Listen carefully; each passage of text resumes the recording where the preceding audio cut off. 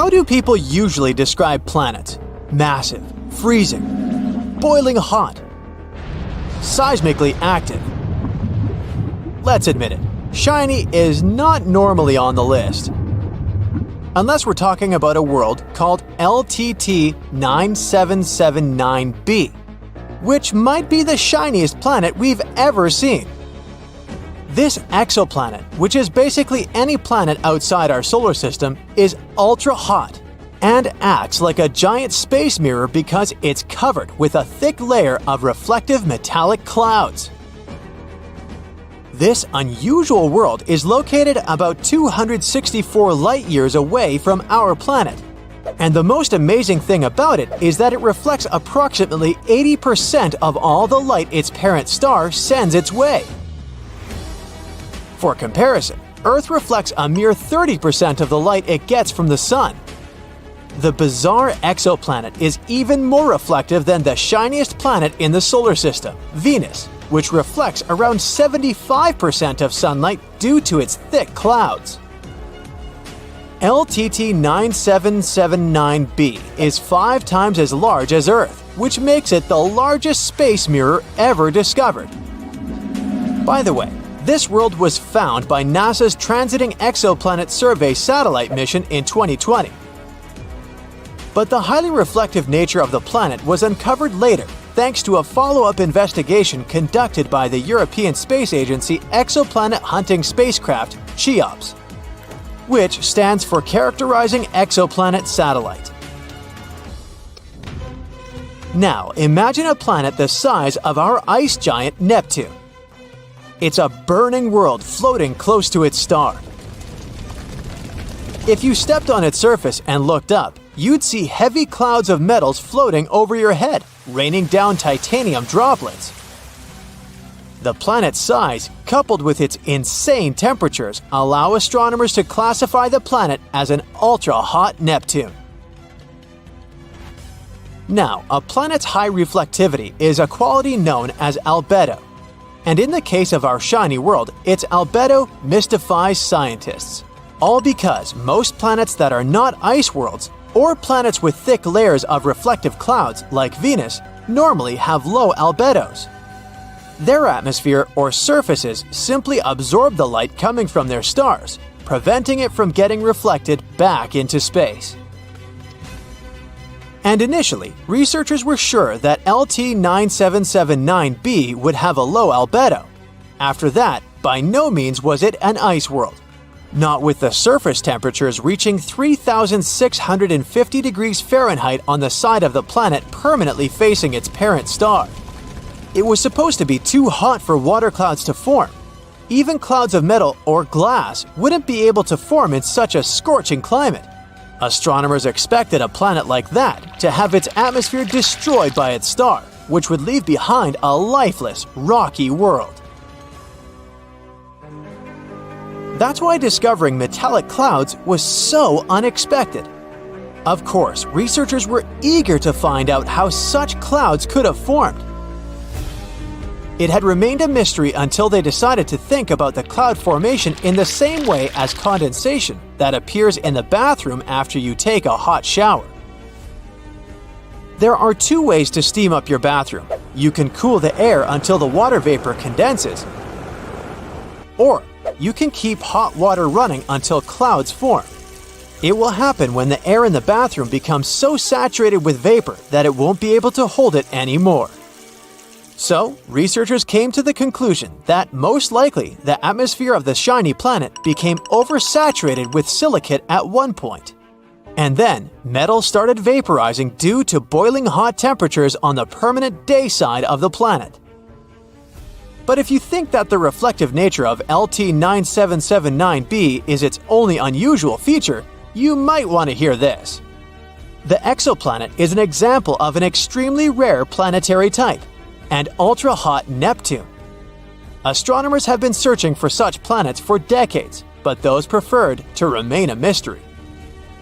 The fact that the planet survived so close to its star might be linked to its high reflectivity. Some experts believe that the metal clouds covering the planet probably reflect light and prevent the planet from overheating and evaporating. Plus, such a highly metallic atmosphere is much heavier and harder to blow away than any other. Now, about 850 light-years away from Earth, a planet called WASP 121b orbits its star. This planet is a hot Jupiter, which means it's a gas giant moving very close to its star. And because of such a short distance, the planet is also insanely hot. The average day temperature there is around 5,000 degrees Fahrenheit. Interestingly, just like our previous shiny world, this planet also has metallic clouds floating over its surface. But that's not the only oddity. WASP 121b has a bizarre oblong shape. Can it be because the planet is tidally locked to its star? It means that one of its sides always faces the star, while the other is always turned to the darkness of the cosmos. In other words, it's always daytime on one side of the planet and nighttime on the other, which causes crazy temperature differences. Researchers think it might be the reason for the metallic clouds. The water cycle on WASP 121b is also pretty bizarre, to say the least. On the illuminated side, the atoms that make up the planet's water get ripped apart by the insane temperatures. After that, they get blown by winds moving at 11,000 miles per hour to the other side of the planet. There, much lower temperatures allow the atom to recombine into water molecules. At the same time, the nighttime side is cold enough for metal clouds consisting of iron and corundum to form. When these clouds migrate to the daytime side of the planet, they vaporize and rain down metal on the planet's surface. But if these clouds don't seem impressive enough, I've got more. Astronomers predict that the planet will rip itself apart in the next several million years because of its incredibly fast winds and wild temperatures. Plus, the gravitational pull of the planet's parent star also plays its role in this dark prediction. Since WASP 121b is so close to the star's gravity pulls the planet into a weird oblong shape and makes gases like iron and magnesium leak from the planet's atmosphere. This pull is so strong that the planet is always on the verge of a tidal disruption. If it ever happens, the planet will come apart for good, metallic clouds and all. Just 20 light-years away from the Sun, which isn't such a great distance when we talk about space, a bizarre rogue planet is roaming our home Milky Way galaxy. But even though this planet doesn't orbit any star, it still has an incredibly powerful magnetic field. It's 4 million times stronger than Earth's magnetic field. The exoplanet also produces amazing auroras. When it was discovered in 2016, astronomers were almost sure they had detected a brown dwarf, which is an object too large to be a planet and too small to be a star. But later, scientists got some proof that the space object wasn't big enough to be a brown dwarf. The planet sure is a mammoth among its peers. It's 1.2 times as wide as the largest planet of the solar system, Jupiter, and more than 12 times as heavy. Astronomers think the exceptionally strong magnetic field helps the planet produce the auroras. But the most curious thing is that they're generated in a different way than auroras on Earth.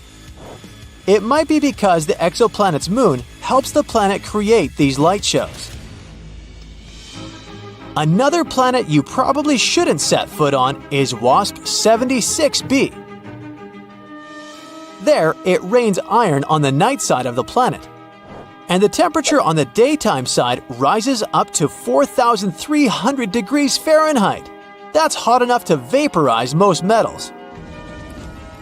This exoplanet is a bit larger than Jupiter in terms of size and is located 640 light-years away from Earth. Such terrifying weather conditions in this world are caused by its unusual orbit. The distance between the planet and its parent star is 10 times shorter than the distance between Mercury and the Sun. At the edge of our solar system, there's a cold and mysterious region known as the Oort cloud. It's a hypothetical vast area of icy space objects surrounding the Sun. It's believed to lie far, far away from our star, from 2,000 to 5,000 astronomical units. For comparison, Pluto's orbit carries the planet between 30 and 50 astronomical units from the Sun. And there, in this freezing emptiness, a rogue planet may be hiding right at the moment. At least, that's what new research has recently suggested. Rogue planets are called this way because they don't orbit around any star. They wander the galaxy alone, totally untethered. Without stars, they don't have days or nights, only eternal darkness. Rogue planets are usually kicked out of their planetary systems, doomed to a solitary existence of circling the center of the galaxy on their own. Of the thousands of planets scientists have detected outside of our solar system, only a dozen or so are starless and cruising on their own. At the same time, there might be billions or even trillions of rogue planets wandering around our galaxy. If these estimations are true, it might mean that the Milky Way contains more free-floating planets than stars. Anyway, in 1907, one astronomer started a search for Planet X. It's a hypothetical giant planet moving around the Sun beyond the orbit of Neptune. The scientist was convinced that this planet existed because he had observed some irregularities in the orbits of Uranus and Neptune. His idea led to the discovery of Pluto in 1930. But the dwarf planet was too small to have any serious gravitational impact on the orbit of Neptune, let alone Uranus. These days, the Planet X theory is largely considered to be discredited, but it hasn't stopped astronomers from searching for planets in the far reaches of our solar system. And shockingly, a new study claims there might be one or even more out there, but much, much further away than predicted. An international team of scientists has recently simulated the unstable celestial mechanisms of the early solar system. They've discovered that there's a possibility that a few planet-sized bodies might have come to rest in the Oort cloud. You see, about 4.5 billion years ago, when the solar system was just forming, it was a hectic and unsettled place. Gravity sent debris from the cooling protoplanetary dust cloud hurtling around like cosmic tennis balls. From time to time, large chunks of this debris, even planet-sized ones, were sent flying far enough to escape the Sun's gravity altogether. Such pieces of debris turned into rogue planets. Researchers have seen such space wanderers in distant exoplanetary systems, but according to them, there's a 0.5% chance that one or more of those wayward planets formed in the solar system and ended up in the Oort cloud after drifting away from the Sun. At the same time, it's slightly more likely that a rogue, Neptune-like planet was snagged by the Sun's gravity from another planetary system. And then, this planet came to rest somewhere in the Oort cloud. The chances that this scenario is true reach 7%. If this turns out to be the case, then a space body similar to Planet X might indeed be hiding out there, on the outskirts of our solar system. The only problem is that it would still be too far away to have any impact on Neptune's orbit. In any case, most researchers are convinced that the Oort cloud is made up of a collection of way smaller icy objects. But given the distance to the Oort cloud and its enormous size, we may never really figure out what is lurking out there. Okay, quick space riddle. Why is the search for life in the universe like a tree? Because you're always looking for a place to plant it. You know, plant it, planet. Okay, settle down. Anyway, water is the basis of life in any part of the universe, so potentially inhabited planets must have liquid water on them to support life. An incredible number of circumstances must come together for this. The planet must be in the habitable zone of the star, then the temperature and atmospheric pressure on the planet's surface will be suitable for simple life forms to begin to evolve. A little closer to the star and the water will evaporate, leaving no chance for oceans and seas to form. This is what happened on Venus. It has a size and mass similar to the Earth, but it's too close to the Sun and no life can exist on its surface. Too far from the star, and the planet becomes too cold. Water can only exist in the form of ice on the surface, and there just might be liquid water deep below. Neptune is one example of this. In addition, the planet must be solid and have an atmosphere that protects it from solar radiation and allows living organisms to breathe. In our galaxy alone, there are countless stars. Really, you can't count on them.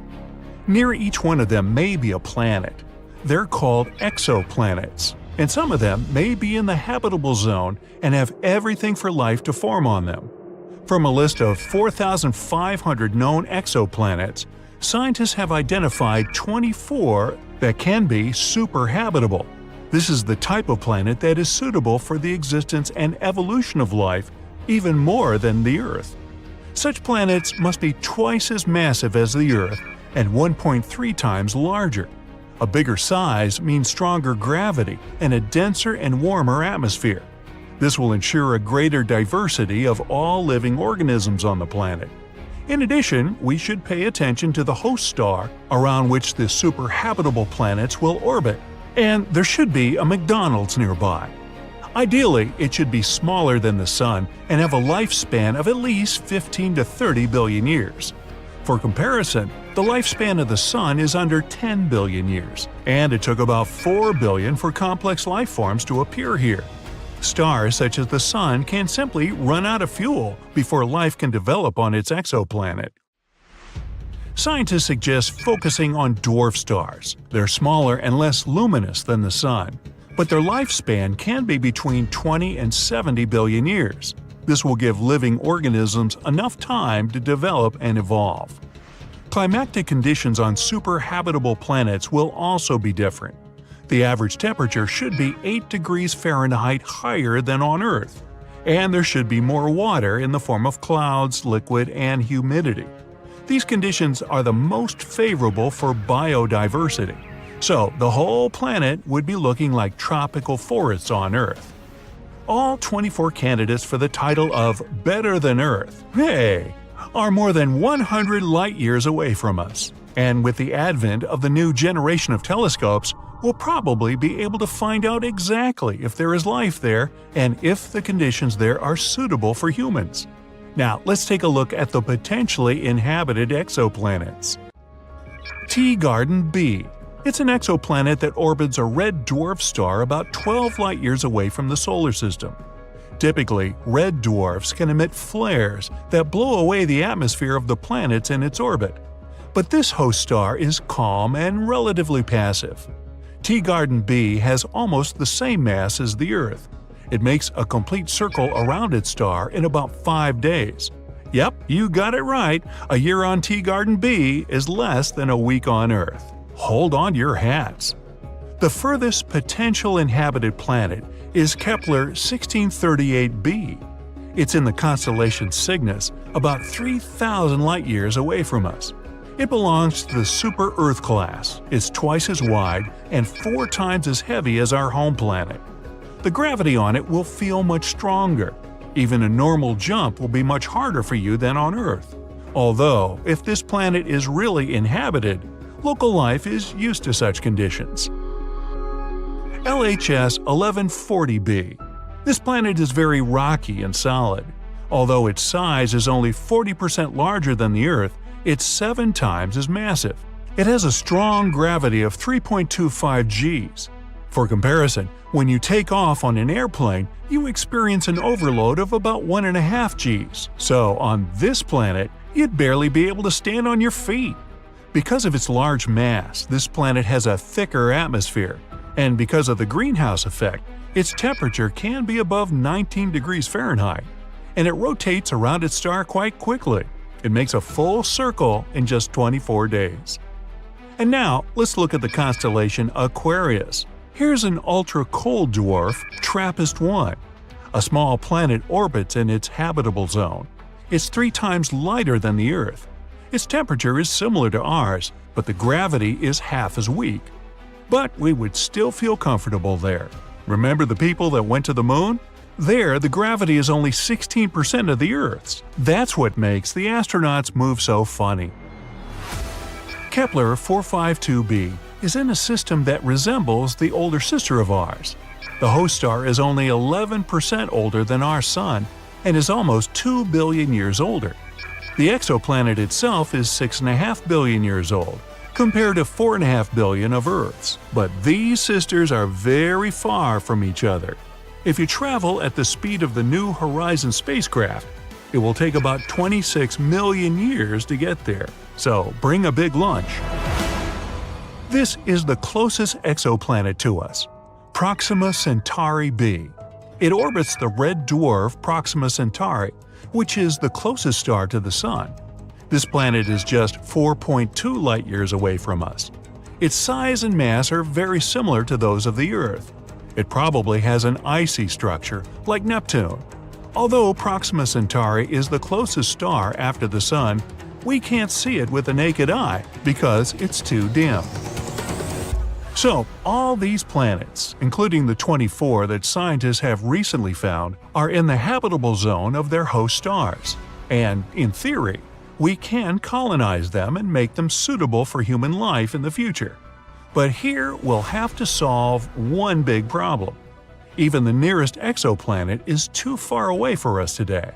Our modern rockets can fly at 5 times the speed of sound, and even at such speeds, it will take us more than 100,000 years to get to Proxima Centauri on one of them. Well, we need to come up with something a bit faster to travel to a new home on one of these exoplanets. And perhaps scientists already have the answer. Warp drive. Ooh. This is a piece of technology that will allow us to manipulate space and time. It creates a kind of a bubble in which the normal laws of motion don't work. So the spacecraft will be able to significantly exceed the speed of light. And this isn't science fiction. Humanity already has such technology, although just in theory yet. It's Alcubierre warp drive. And no, I didn't make that up. Since no object that has mass can travel at the speed of light, we need to do one trick. The spacecraft has to move by compressing the space in front of it and expanding it behind it. Thus, not only the ship is moving, but also the space-time inside this warp drive bubble. And the maximum speed can be 10 times that of light.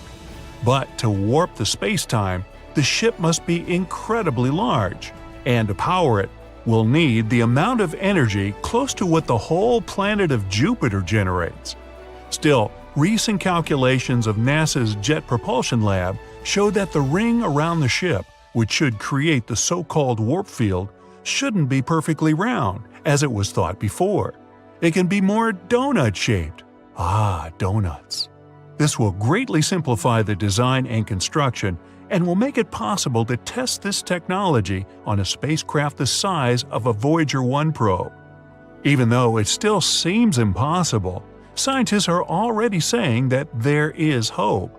And while we don't know what technology will be used, in 2069, NASA plans to launch its first interstellar mission to explore potentially habitable planets outside of our solar system.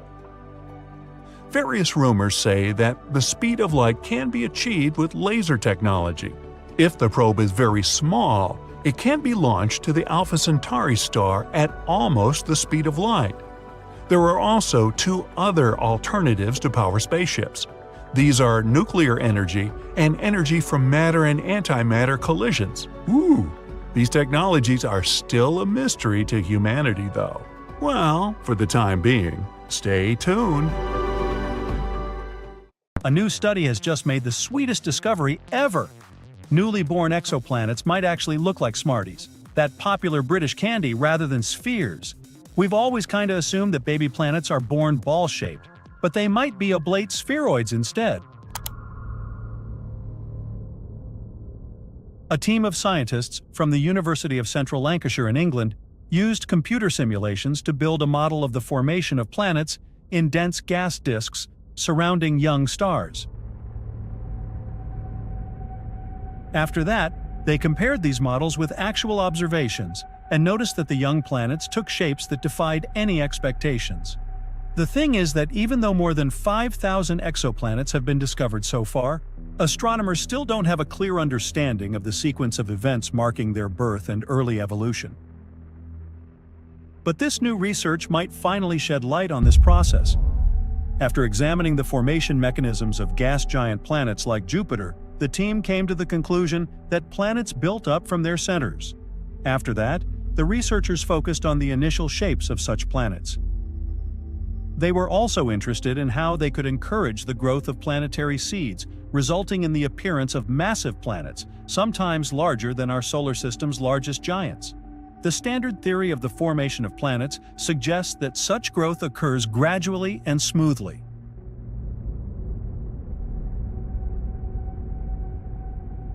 First, dust particles start sticking together, forming progressively larger and larger objects. This process lasts for a very long time and is known as core accretion. It's the model of planet formation scientists favor. There's another theory, according to which planets' birth might happen over shorter periods of time. This idea involves a protoplanetary disk, a disk of gas, which makes up 99% of its mass, and dust, around 1%. This disk orbits a newly formed star, and planets are hypothesized to form from this cloud. Protoplanetary disks are believed to be common byproducts of star formation and range in mass from 0.001 to 0.3 solar masses.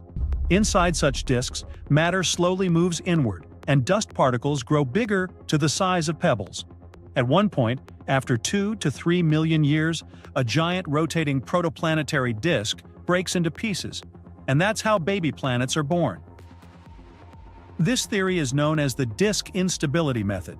The model built by the team seems to support this second, less favored theory, rapid planet formation through disk instability. All because this theory explains how large planets can form relatively quickly at pretty large distances from their host stars. As for the weird flattened shape of these newly formed planets, it might be due to the material falling onto them. Most likely, it goes mainly to the poles of new planets. One of the main conclusions drawn by the research is that the appearance of young exoplanets, as we see them from Earth, may vary depending on how they are angled. If Earth is directed face-on to an exoplanet, it will seem that the latter has a traditional spherical shape. But if seen on edge, a baby exoplanet will look like a real smarty. The team is going to continue to investigate the formation of planets with the help of an improved computer model. They believe they will find out the role the environment around a young planet plays in affecting its shape and formation. Observations of young planets, which are often still surrounded by gas and dust, have become possible only recently. All thanks to such telescopes as the Atacama Large Millimeter Array, the ALMA telescope, and the Very Large Telescope. These observatories might provide additional data to support the Smarties theory. By the way, the construction of the ALMA telescope involved thousands of scientists and engineers from all over the world and lasted more than 10 years. The observatory is among the highest instruments in the world, at an altitude of 16,570 feet above sea level. This puts it above much of Earth's atmosphere, which tends to blur and distort light, disrupting observations. Plus, ALMA is located in Chile's Atacama Desert, one of the driest places on our planet. That's why, almost every night, the sky is clear of clouds and free of light-distorting moisture.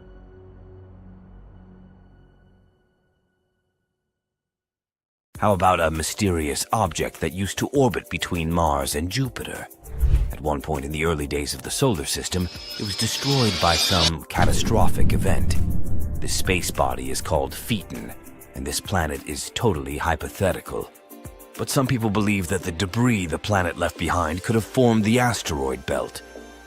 If you like this kind of content, please give it a non-hypothetical like and subscribe. Your support is very important to us. Thank you. Now, at the start of the 19th century, people hadn't discovered the asteroid belt yet. But in 1801, one astronomer spotted the largest asteroid in our solar system, Ceres. At that time, it was believed that a planet was orbiting between Mars and Jupiter, and Ceres seemed to be a suitable candidate.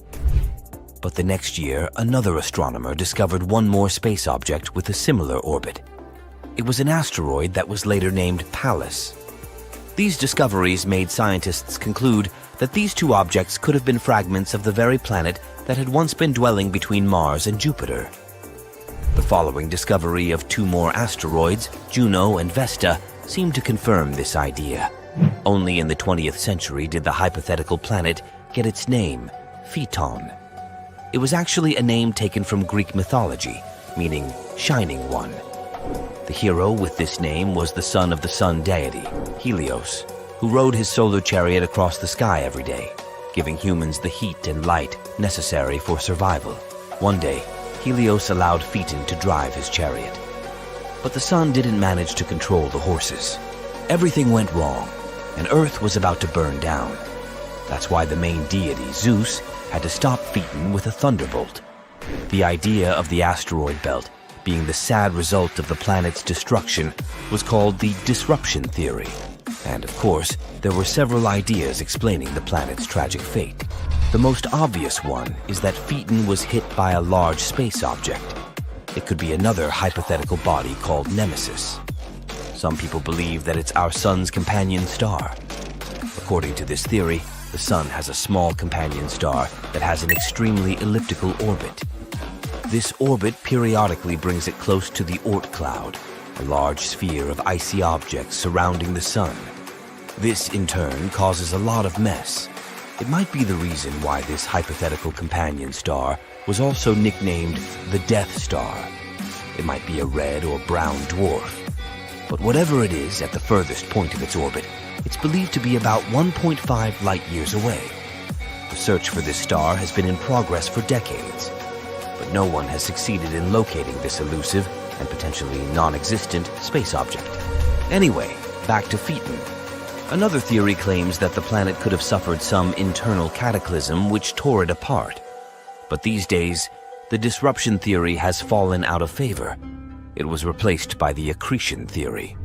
According to it, the asteroid belt formed in the process of gradual buildup of particles initially floating in a gaseous environment. With time, they came together to create larger masses. Gravity pulled on these particles, encouraging them to stay together and form planetesimals, tiny planet-like bodies that later form real planets. Planetesimals kept colliding with one another, eventually developing into protoplanets. Such protoplanets grow until they form planetary bodies. As the mass of objects increases, the gravitational forces acting between particles become stronger too, continuing to build gas, dust, and ice within the nebular disk. It all has a snowball effect where the increase in mass results in more particles getting involved in the process. Eventually, there's no building material left, and large space objects float in the darkness of space. Now, many experts think that the asteroid belt is the remains of the protoplanetary disk which had once been orbiting the sun before the planets formed. Unfortunately, it never had a chance to coalesce into a planet because Jupiter's gravitational effect prevented it from happening. In any case, even though Phaeton's was a good story, it's not popular anymore. There are 8 planets in the solar system, and all of them are very different. They're of different sizes. They're different distances from the sun. Some of them are made up of gas, others are small and rocky. But one thing is the same. They're all round. So the question is, why aren't they shaped like pyramids, disks, or cubes? Most planets appear when material in space starts clumping together. After some time, a planet accumulates enough stuff to develop powerful gravity. And gravity is what keeps things together in space. Now, a planet's gravity pulls with the same amount of force from all sides. That's why the overall shape of planets is a sphere. But is it necessary for a planet to be shaped like a sphere? Could, for example, a donut-shaped planet exist out there? According to the laws of physics, it's possible. But such a planet is very unlikely to appear naturally. Plus, it's not clear if toroid planets could be stable. Anyway, let's imagine what our life would be like if our Earth was shaped like a donut. It would most likely have the same position relative to the sun, as well as the same axial tilt. People would still be able to send rockets to space, but they would only do it at the equator of the donut. It would be the best place to break free of our planet's gravitational clutches. Now, gravity would be a bit messed up on this donut-shaped Earth, and your weight would depend on where exactly you are on the planet. In some places, your weight could be up to 3 times smaller than usual.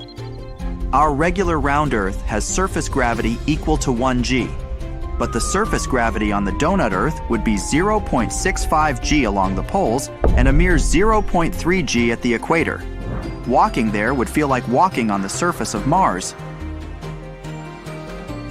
But even though the donut-shaped Earth would have weaker gravity, the planet would still be trying to collapse in on itself.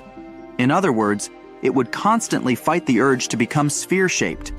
To avoid changing its shape, our planet would have to spin much faster than it does now. This way, centrifugal forces would keep the hole in the donut intact. But this super-fast rotation would influence the length of a day on Earth. It would only last 2 hours and 50 minutes. Or if we decided to stick to a good old 24-hour-long day, we'd have at least 8 sunrises and sunsets a day. So, we'd have to adapt to working throughout days and nights and sleeping while it's still light outside. It would definitely mess with our biological clock. But it would be even worse for animals whose lives are mostly synced to the patterns of the moon and the sun. They migrate, hunt, and breed based on these patterns. Speaking of the moon, what would happen to the natural satellite of the donut-shaped Earth? Well, we'd still have it. That's the good news. But it would probably be pulled toward the hole and keep bobbing up and down in the middle of our planet.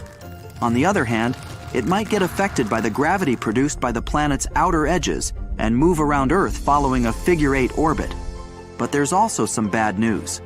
Any of these orbits would affect tides on Earth, wreaking havoc on the planet. Oceans would have unstable water levels, and people would be unable to build coastal cities. It's hard to predict in which regions people would live on the donut-shaped Earth.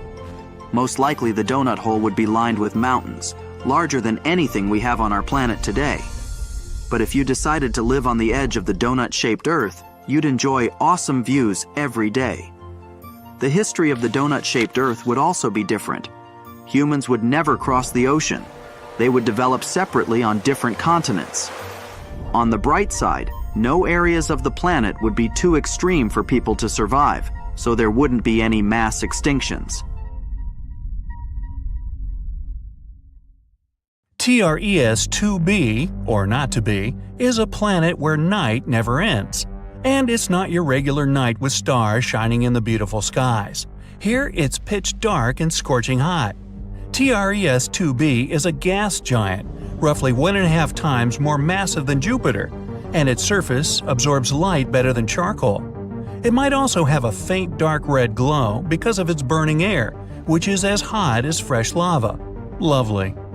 In the star system of 55 Cancri, there are 5 planets, 4 of which are gas giants similar to Jupiter and Saturn. But the 5th one, or rather the first because it's closest to the star, is different in a most horrible way. 55 Cancri E is so close to its sun that half the planet's surface is a literal ocean of molten lava. The other half is in eternal darkness because it never sees the sun. The planet is always turned to its star on one side.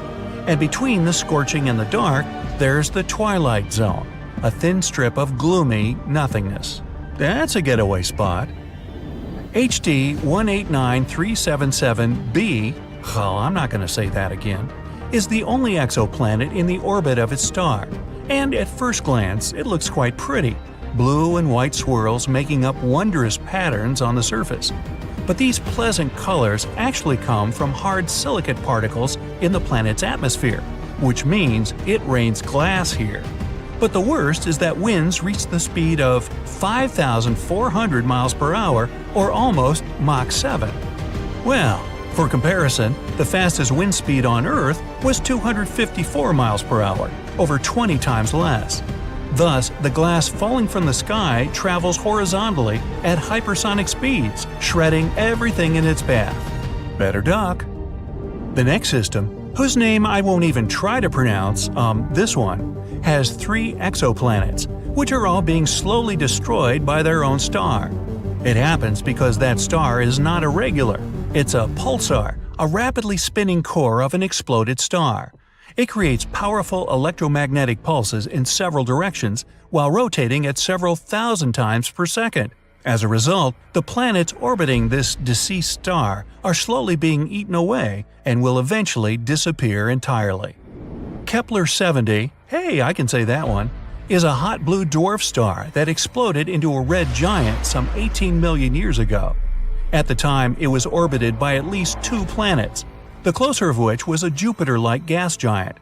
Its name was Kepler-70b, and it still exists, but the overgrown star consumed it and transformed it into a blazing hot rocky world. Right now, it's one of the hottest planets ever discovered. Its temperature is higher than the surface of our Sun. It was lucky to survive spending time inside the star, but it's evaporating now and will probably be no more in the near future. WASP-12b is one of the weirdest and saddest planets out there.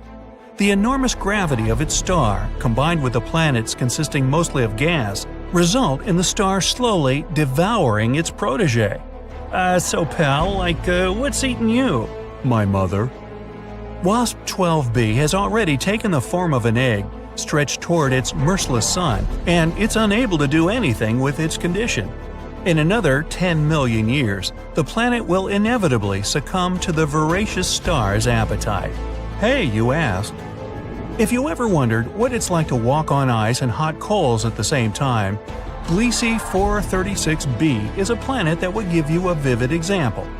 Being extremely close to its sun, the Neptune-sized exoplanet boasts temperatures hotter than a blazing oven, and yet it's covered in ice, which burns incessantly.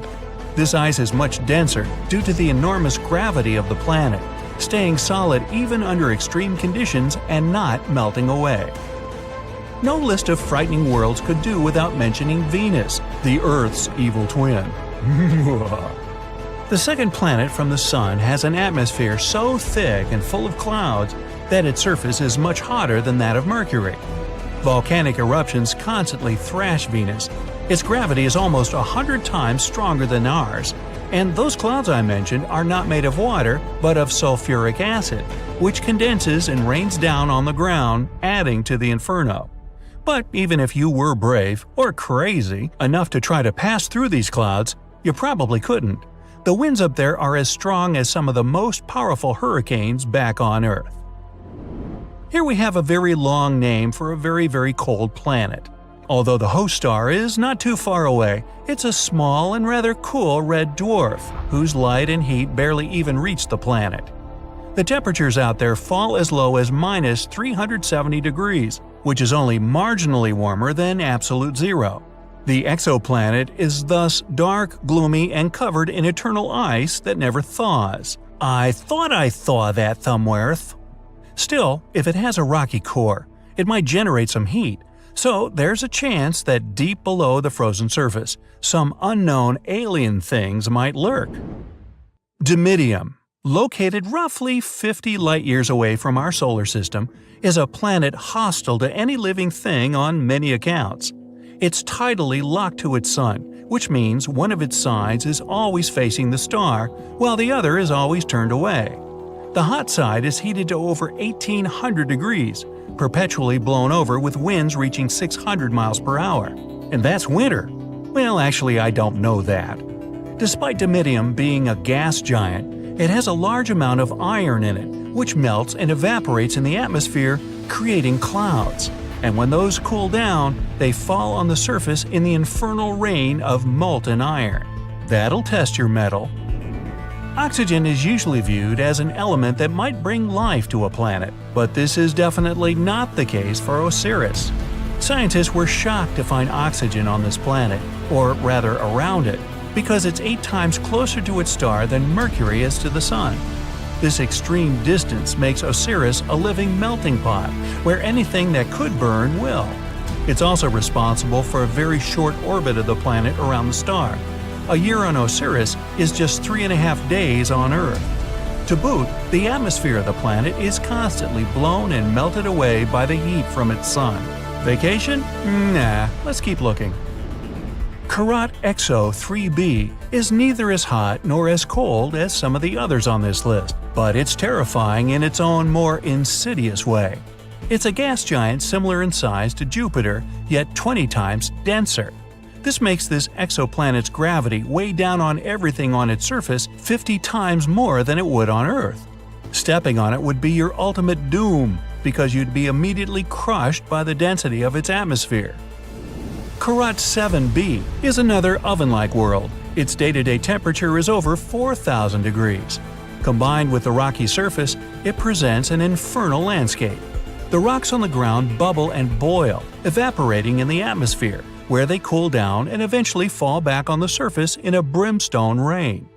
The saddest thing about Karat 7b is that it might have once been a gas giant whose atmosphere melted away from the heat, leaving only the scorched core.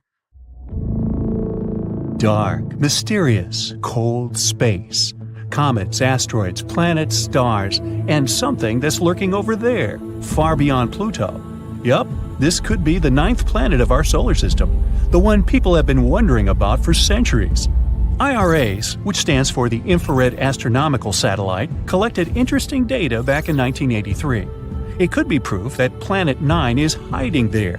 No one knows if it really exists, but this discovery helped to build a model to understand this potential planet better. And in 2016, scientists found out that some small space objects in the Kuiper Belt were orbiting a bit oddly. The Kuiper Belt is the outer area of our solar system. It's a ring in the shape of a donut, filled with leftovers from the times when our solar system was forming. You can find this donut beyond Neptune. The objects in that region of space have weird orbits, almost as if a big body with strong gravity is pushing them away. Knock knock, Planet 9 again. The theory says it might be 5 to 10 times the mass of our own planet and up to 20 times further away than Neptune. The astronomical unit equals the distance between our planet and the Sun. Pluto is approximately 40 astronomical units from the Sun, but Planet 9, if it exists, is 400 to 800 astronomical units away. It would take 10,000 to 20,000 Earth years for this mysterious planet to make a single circle around the Sun. This makes it harder for us to catch this space body. There's a theory Planet 9 may have formed between the orbits of Jupiter and Neptune, similar to the rest of the gas giants in our solar system. The gravitational force of one of the two huge planets probably kicked it out of its orbit. Oh no. Then Planet 9 could get ejected further away from the 8 planets we know about. It ended up as some sort of icy waste, quite small at the beginning. But as time went by, Planet 9 has cleared its orbit of frozen pieces of rock and dust and finally formed into a real planet. Another theory says that this could be a planet another star lost on its way while it was passing near our solar system. In any case, Planet 9 probably doesn't reflect that much sunlight since it's so far away. And astronomers aren't sure where exactly they should look for it. Space is dark, mysterious, endless, obviously. But if we do find Planet 9, it will be the first solid proof there are more planets in our solar system than we thought. Moving on to an interesting exoplanet, located only 90 light-years away from us. An exoplanet is generally a planet located outside our solar system. This one has an atmosphere with water clouds. 1 year there lasts 24 Earth days, and the planet travels around a red dwarf star, which is way dimmer and smaller than our Sun.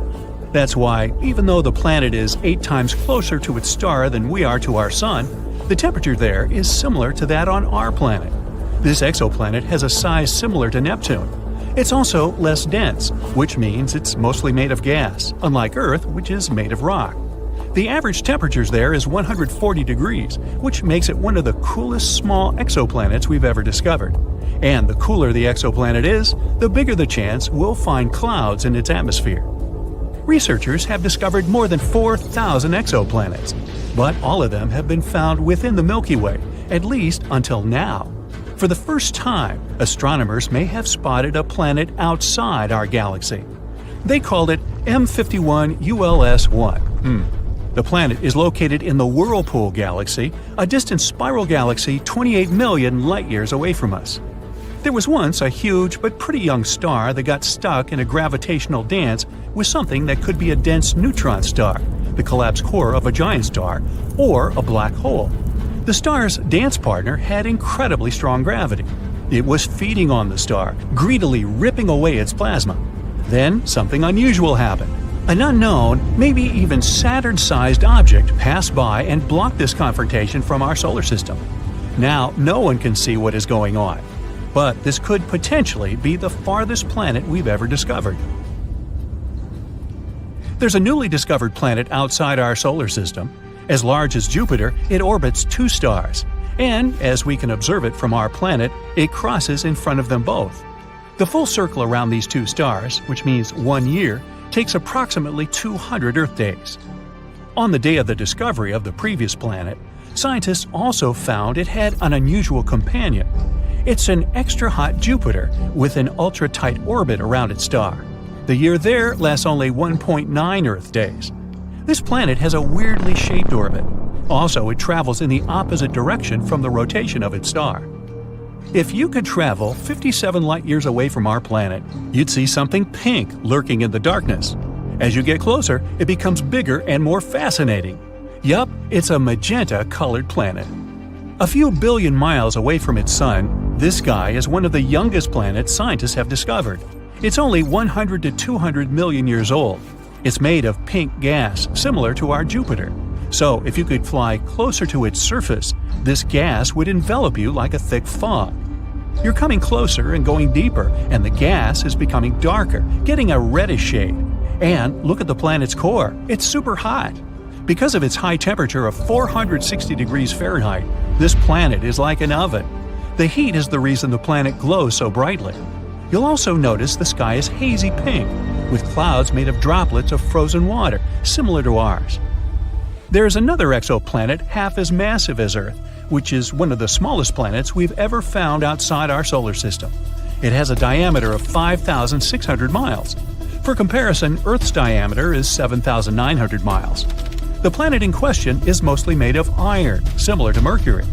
Mercury has a massive iron core and a very thin crust, which makes it an oddball in our solar system. At its early stages, it collided with some space body at least once. That collision pulled its outer layers away, which is why only the firm iron core remained. Maybe this exoplanet participated in a huge space crash too. That's what probably took away the planet's mantle and left mostly its iron core. Or maybe this is just a remnant of a gaseous planet that used to be the size of Neptune. The atmosphere of the planet could be blown away by, let's say, a huge amount of radiation coming from the star. This planet is only 31 light-years away from us, and the day there is less than 8 Earth hours long. The planet is only a little bit bigger than Mars. People aren't likely to ever settle in that place because of its extreme temperatures that go up to 2,700 degrees Fahrenheit. There might even be molten lava on the side of the planet that faces its star. Such temperatures are high enough to evaporate any atmosphere, so this planet might have had one in the past. Generally, gas giants like Jupiter can't support life because they have extreme weather conditions, temperature, and pressure, and there are no building blocks that might create life. But smaller terrestrial planets, such as, Earth, have more key ingredients like oxygen and liquid water. Plus, they have more temperate weather and other conditions. And still, not all of such planets support life, of course. It's not easy to find a planet with similar conditions as the ones we have on Earth, or at least the conditions that would allow life to develop there. But meet Kepler-22b, one of our most promising findings. It's 600 light-years away from us, twice bigger than our planet, and with temperatures of about 72 degrees Fahrenheit. This is a so-called super-Earth. It's a category of planets unlike any we have in the solar system. They're more massive than Earth, but still lighter than ice giants such as Uranus or Neptune. Super-Earths can consist of rock, gas, or a mixture of these two. Kepler-22b is within the habitable zone of its parent star, which is less bright than our Sun. The planet probably has a rocky core. It may have an ocean, but it doesn't host any life. At least, we don't know about it yet. You take a giant straw and begin to inflate Saturn. It's getting bigger and bigger and bigger.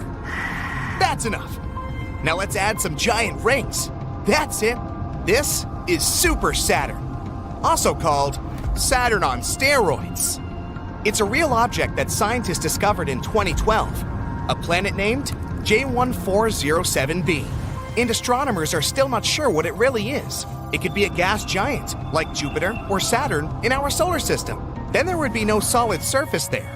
And if you wanted to set foot on that planet, you just fall through it, all the way to the core. But it could also be a brown dwarf. That's something between a large planet and a full-fledged star. Such objects have to be heavy enough to start thermonuclear reactions, like those going on inside stars. But the power of these reactions is too weak for brown dwarfs to glow and emit heat. To imagine the size and weight of J1407b, let's look at our Earth. If you put our planet on a scale, it'll show 6 and another 21 zeros tons. Our planet is also about 7,900 miles across. Now, that's Jupiter, the largest planet in our solar system. Its diameter is 11 times as great as that of Earth. It's also 318 times heavier. If Jupiter were a bucket, you could put 1,321 Earths in it. And this is the hero of the day, Super Saturn. It's almost 20 times as large as Jupiter. To balance the scales, you need to put 6,360 Earths on the other side. The planet's rings are so wide that if they were in the solar system, they would take up more than half the space between the Sun and Earth. And if Super Saturn switched places with the original Saturn, you'd see those rings with the unaided eye. They would be larger than a full moon. Presumably, these rings appeared in the same way as the ones around our Saturn. One theory says they're the remains of a moon that was once there. Its orbit was unstable, and over time, the moon got torn apart by the tidal forces of the huge planet it orbited. Small pieces of the former moon took their places in the giant's orbit. They collided with one another, like in a blender.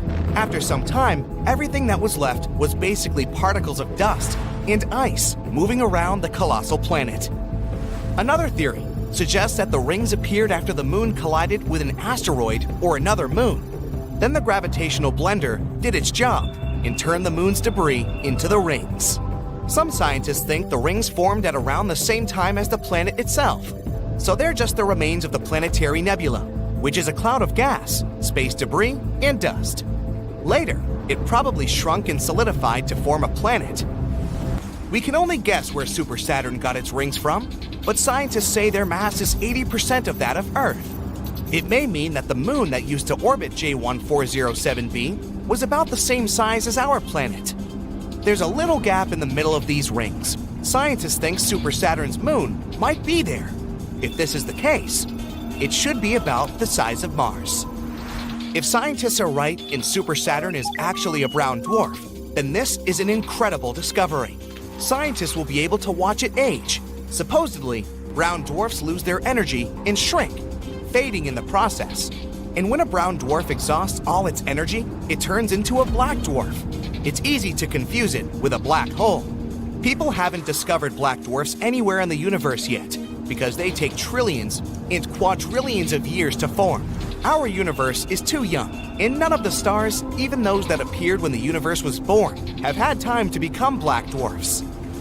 One of the oldest objects in the universe is the white dwarf, with a pretty long name, WD 0346 plus 246. It's about 11 to 12 billion years old and half as cold as our sun, and it's still cooling.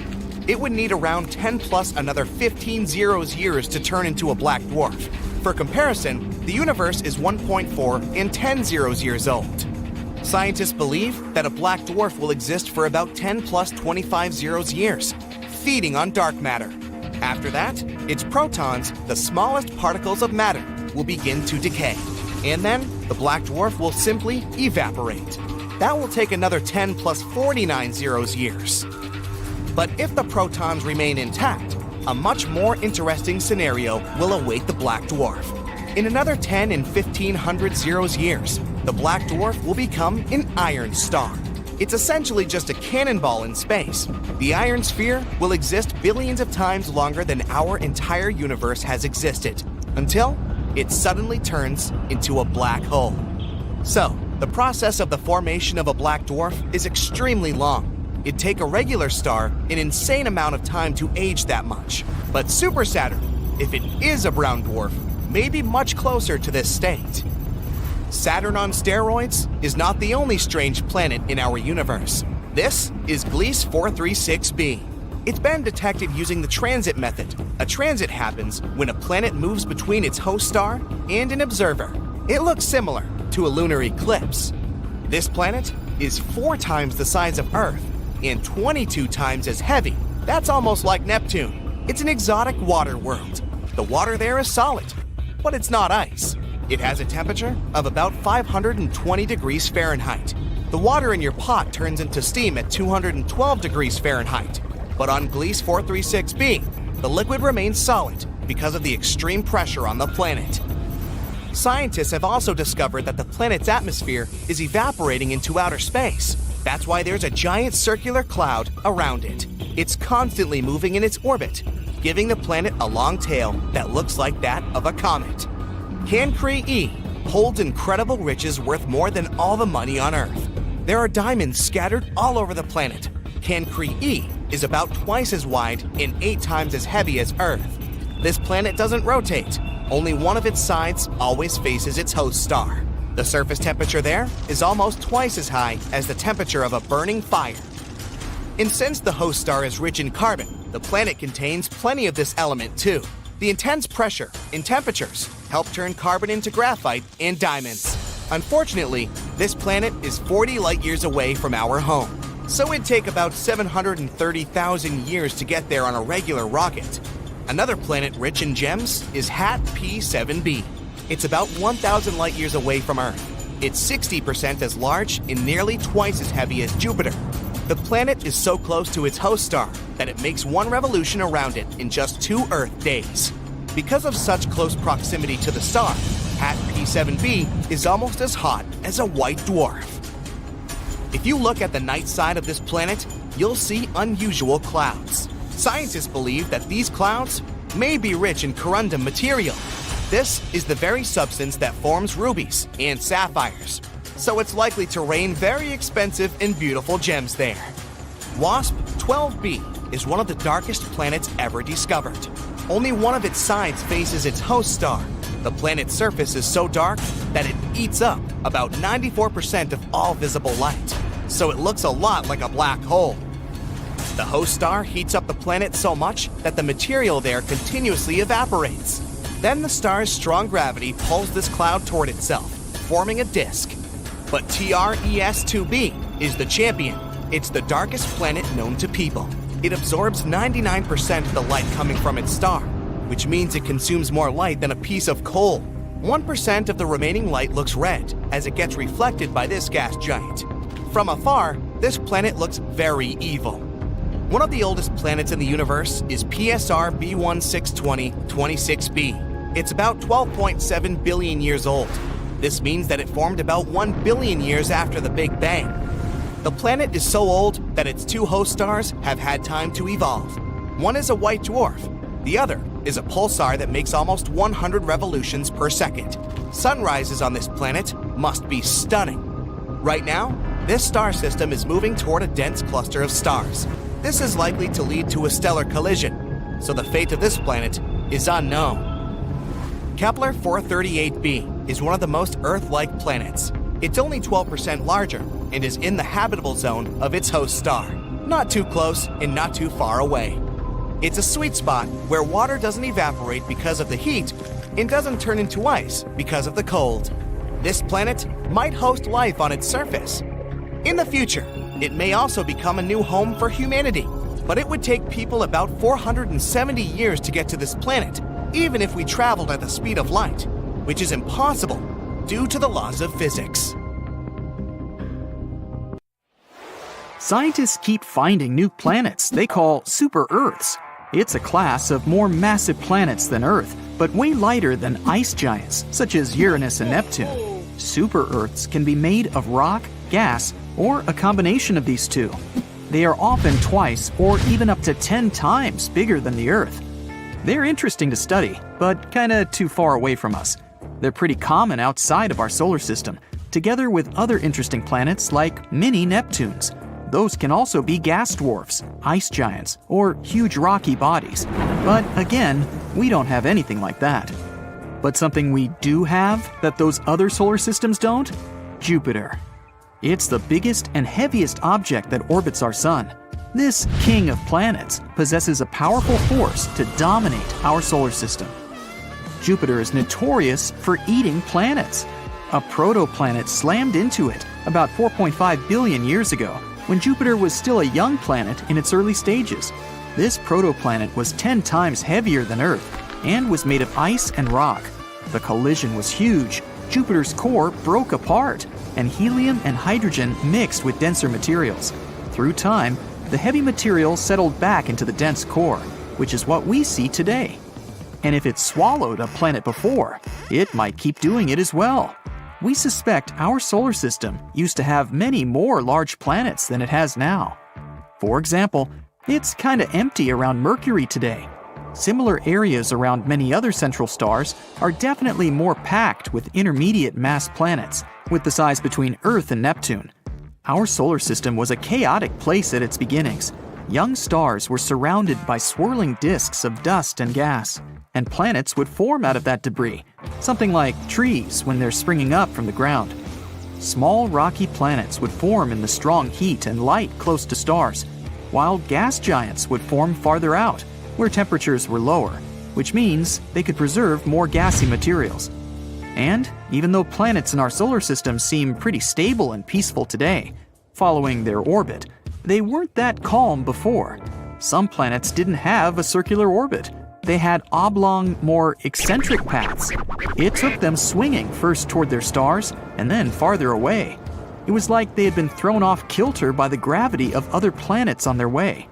There's something called the grand tack theory. It explains things happening in the first few million years when our solar system was forming. At some point, Jupiter, one of the key players here, may have been pulled in closer by our central star. After that, it went back and took a huge cloud of debris. It was like a sailboat when it tacks around a buoy. This kind of messed with planets that were in the process of formation. After Saturn was fully formed, our close neighbors in the solar system cleared out a little. But if the idea about grand tack is correct, Jupiter had grabbed everything in its way, and its migrations had caused more collisions in this area. Jupiter might have delivered some of the water that now fills the oceans we have on our planet. It shepherds plenty of asteroids. From time to time, it sends some whizzing into interstellar space, or amongst the planets in our solar system. It may have even taken part in the dinosaur extinction 66 million years ago. When the huge space rock hit the Earth, it left a crater off the coast of the Yucatan Peninsula in Mexico. It all caused earthquakes, volcanic eruptions, and tsunamis that made a huge impact on all animal and plant life on Earth. No one knows where it came from. We're not even sure if it was an asteroid or a comet. One theory says it may have been a comet that came from the Oort cloud, which is made of icy debris and is located somewhere at the edge of our solar system. It could have been bumped off course by Jupiter and its powerful gravitational force.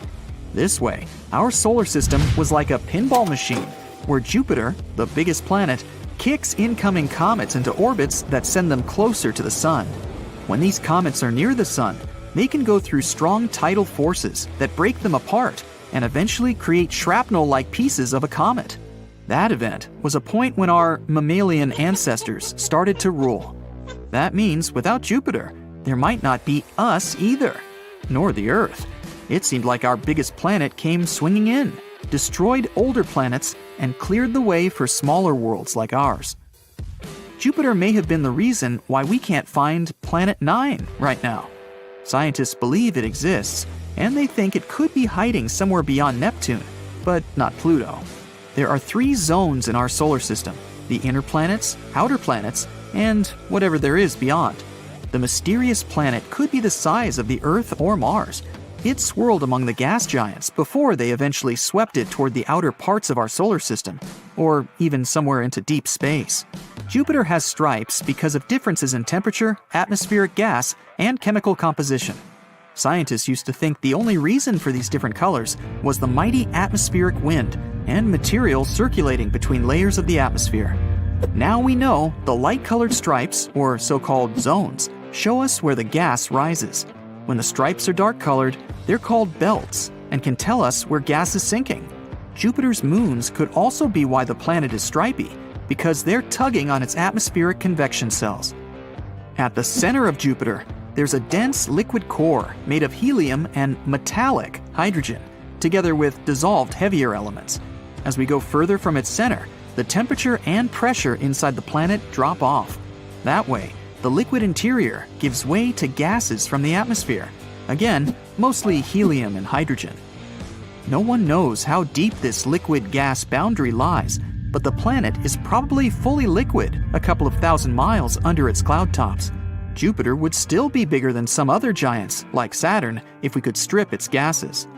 Jupiter is sometimes even called a failed star, although that's not quite correct. It's mostly made of hydrogen, like regular stars, but it's still not massive enough to start thermonuclear reactions in its core, which would eventually turn it into a real star. In theory, every object could be turned into a star, if you only add enough matter to it. If there's enough mass, the temperature and internal pressure will increase and start thermonuclear reactions. So, to turn Jupiter into a star, such as the Sun, you'd have to make it 1,000 times more massive. But to form a cooler red dwarf, you'd only need 80 Jupiter masses more. That way, Jupiter won't spontaneously become a new star of our solar system. But if many space objects with similar mass collide with it, or in other words, if Jupiter eats them, then maybe. You never know. But in theory, if it could become a massive star, it would have stopped other planets from forming in stable orbits. It would have also increased the radiation that the surface of those planets get, which is why it would be really hard for life to develop in our solar system. Jupiter is the planet that spins the fastest in our solar system. It only needs 10 hours to make a full rotation on its axis, even though it's huge, more than 300 times bigger than the Earth, and 2.5 times more massive than the rest of the planets in our entire solar system together. But if it got more massive, it would shrink. More mass would make Jupiter denser, which means it would begin pulling in on itself. So it could get 4 times its mass and would still be the same size. Magma oceans, supersonic winds, scorching hot days, and instead of rain, a bunch of rocks falling on your head. Just another one of those days, huh? Astronomers recently discovered a new superplanet out there. K2 414b is an exoplanet that's around 200 light-years away and in serious need of a new name. An exoplanet is just a fancy way of saying that a planet orbits its own star in another solar system. The Earth orbits the Sun, so this planet has its own orbit party going on. So what makes K2, bunch of numbers, so scary? Picture our beautiful little blue planet Earth. Now imagine that all the volcanoes in the world suddenly erupted at the same time and lava covered the oceans and seas. Fiery hurricanes, thousands of times faster than normal, blow all over the place, 24/7. And it starts raining rocks every now and again. Rocks, like on your head. Thankfully, not in your head. This scary planet came into our lives about 2 years ago. Scientists are still studying it. So, what's a typical day like? For starters, you can forget about breathing. Oxygen decided to take a pass on this planet. You'd have to get used to sodium, silicon monoxide, and silicon dioxide, which is, as you guessed, not great. And that's just scratching the surface. Who knows what other chemicals are lying around? And yes, magma oceans. The planet's surface is covered in molten magma as far as the eye can see. This lava planet orbits really close to its star, which is why the surface is like a fireplace. The closest planets to our Sun are Mercury and Venus, but this planet's even closer. And what's even more weird is that half the planet is in constant daytime, the other half night. It's tidal locked, just like our moon is. No matter how long you stare at it, you'll never see the other side. That's why the all-day, everyday scorching fiery side is so hot and overflowing with magma oceans, while the other side's in a constant state of deep freeze. If the magma doesn't burn you, you've still got big problems, and please don't look up, it's raining rocks. On Earth, water turns to steam, rises up, becomes clouds, cools, and falls as rain. Over there, on planet Fireball, it's exactly the same, except for it's rocks, people. The planet's so hot, it vaporizes rocks. Oh, and don't forget the supersonic winds with speeds up to 3,000 miles per hour. Imagine your hat getting blown off your head at 5 times faster than an airplane. The strongest wind on Earth was the tropical cyclone Olivia that hit Australia. It was blowing at 250 miles per hour. Now imagine 12 times that. On the sunny side of the planet, you're looking at a roasting 5,000 degrees. The hottest it ever got on Earth's surface was in California, 135 degrees. It's pretty common for it to get near that temperature in the Sahara Desert, but that kind of heat's not exactly enough to make rocks evaporate. If you grew up near a desert, you already know how dry and hot it always is. But did you know that deserts can reach freezing temperatures? A desert, by definition, is a large area with little or no rainfall. That means no water vapor to keep the temperatures from going insane. In the daytime, the sun heats up the desert like an oven. But when the sun sets, the heat packs up and heads home, and it can get really cold. Some deserts have even reached minus 40 degrees at night. But wait, shouldn't deserts have snow if it's that cold? Well, some deserts have had a bit of snow here and there, but because there's no water vapor, there can't be that much snow. Just dry, freezing, sandy Sahara nights. Now, the Sahara Desert's actually not the largest desert on Earth. It's Antarctica. 5 million square miles of icy dryness, almost no people, and a whole bunch of cute penguins. Penguins technically live in a desert. Back to the fireball planet, this time the night side. Never-ending darkness and extreme cold, about minus 330 degrees. Add in some supersonic winds? Earth's coldest? Minus 130 degrees at a research center in Antarctica. So, how does this jalapeno pepper exoplanet stack up against some of our neighbors? Well, Mars isn't exactly livable either. It's the red planet, so you'd think it'd be hot most of the time. But it's usually freezing, well, way below freezing. And if you're planning a weekend getaway to Mars, you can leave the umbrella at home. Nah, it doesn't rain rocks, and it actually hasn't rained there for millions of years. At least Mars has days and nights, and it's like Earth in other ways. Mars' equator is steamy hot, and it gets pretty cold at the North and South poles, just like Earth. Scientists even discovered old bits of carbon dioxide snow there. The entire planet is actually covered in carbon dioxide, with a splash of nitrogen here and there. Scientists even reported intense snowstorms on Mars. But because it's mostly carbon dioxide, it's not your typical snowstorm. It's more like a dry ice storm. That's the stuff they use in fog machines. Mars isn't the only place where climates are going cuckoo. Jupiter's famous for its gigantic storms. Not like the ones we know on Earth. I'm talking about storms that last for centuries. The Great Red Spot on Jupiter is actually a 400-year-old storm, and you could fit 4 whole Earths inside of it. So it's been around for a while, but it's nowhere near as intense as the storms on K2. Venus also has intense rain, but it's not made of rocks. It's sort of worse. It rains sulfuric acid. That stuff can give you severe skin burns and rip nasty holes through your umbrella. Venus's atmosphere is filled with carbon dioxide, which acts like a net to trap in the sun's radiation, and it's insanely hot. No magma oceans, though. Mercury is the closest planet to the sun and doesn't even have an atmosphere. That means no storms, clouds, rain, wind, whatever. Mercury is kind of like a desert here on Earth. No water vapor and no rainfall. That means temperatures shoot up during the day and drop like crazy at night.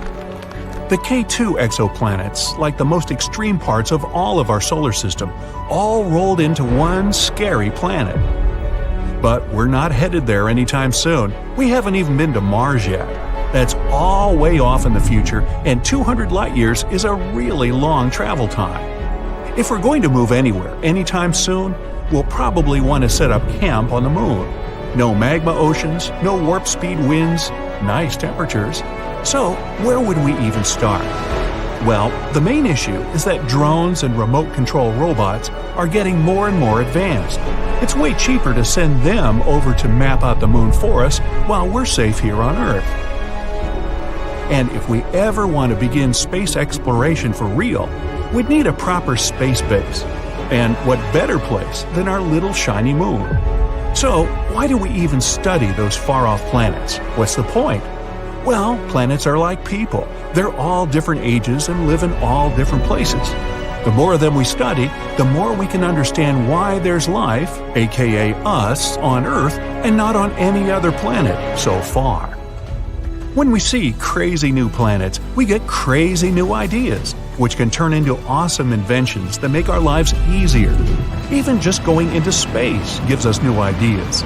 Scratch-proof lenses, some firefighting equipment, water filtration systems, wireless headsets, invisible braces, that tiny vacuum you use to clean those crumbs in from between your couch cushions, they were all invented to help astronauts work better in space. And now they make our lives better every day. Maybe we'll figure out a new energy source someday, thanks to a far-off planet or star. Or we might discover a new compound that will make our buildings stronger or more energy efficient. Our good old solar system is actually a pretty bizarre place, what with all its out-of-this-world phenomena that we humans haven't managed to explain yet. There are rumors that a gigantic undiscovered planet is hiding behind Neptune, volcanoes on Pluto spew ice, and a colossal canyon on Mars can accommodate the whole US territory and most of Cleveland. Well, let's figure out if it's true by talking about the most mystifying solar system facts. The solar system is 4.6 billion years old. So old it's a senior solar system. Scientists came to this conclusion after they studied the oldest material they managed to get a hold of. And by that, I mean meteorites, of course. You won't be able to wear a hat on Venus, ever, and just try to stand on your feet. The planet is insanely windy. Its upper winds blow 50 times faster than the planet rotates. What's more, these fierce winds never stop and can get even stronger with time. Want to get away? You'll have to travel 11 billion miles away from Earth before ever leaving the solar system. Take your Google Maps with you. You probably heard of methane gas, a byproduct of natural processes such as volcanic activity and cows. Anyway, this gas is not only a part of the Martian atmosphere, but also the thing that confuses astronomers to no end. The thing is that the volume of methane on Mars keeps wavering, and scientists just can't figure out where it might be coming from. Can there be cows on Mars? As you may remember, Pluto used to be a planet but was stripped of this title in 2006. Later, it was reclassified as a dwarf planet. Gee, make up your mind. But the most unexpected fact about this celestial body is that its diameter is smaller than that of the US. See for yourself. The greatest distance across the country, from Maine to Northern California, is about 2,800 miles. As for Pluto, it's only 1,473 miles across. The planet Uranus, or Uranus, you can't win either way, rotates on its side, and astronomers have no idea why the planet has chosen such an unusual position. The culprits could be ancient mega-powerful collisions, but so far it's just a theory. By the way, this is the only planet laying on its side. Our Sun is insanely massive. Want some proof? Well, 99.86% of all the mass in the solar system is in the mass of the Sun, in particular the hydrogen and helium it's made of.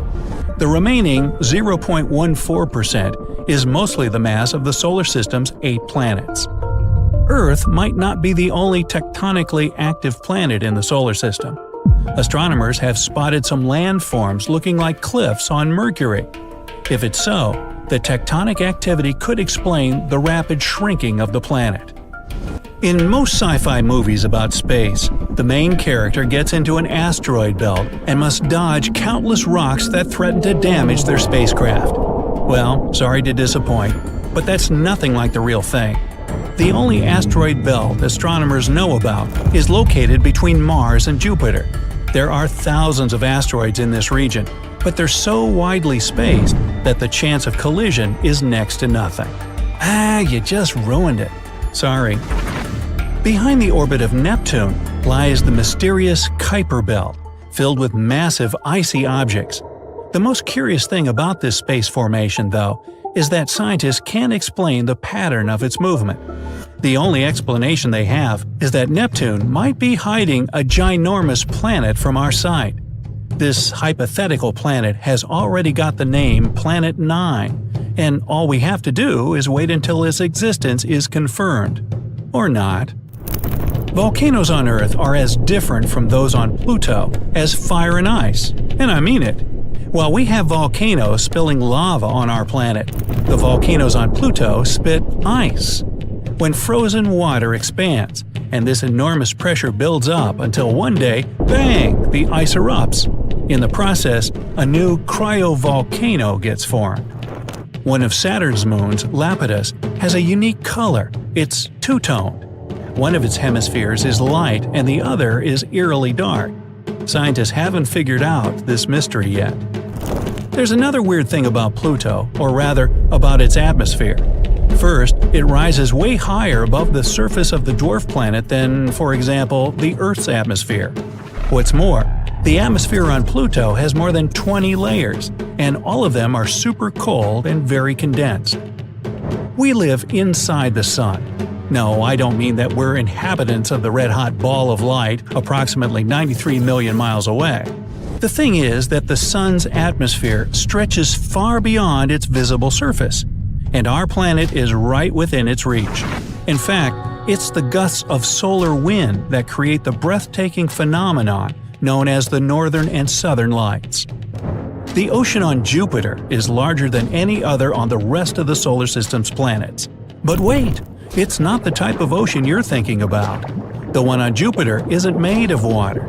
This mesmerizing thing consists of metallic hydrogen, and its depth is a staggering 25,000 miles, which is almost the same as the circumference of the Earth.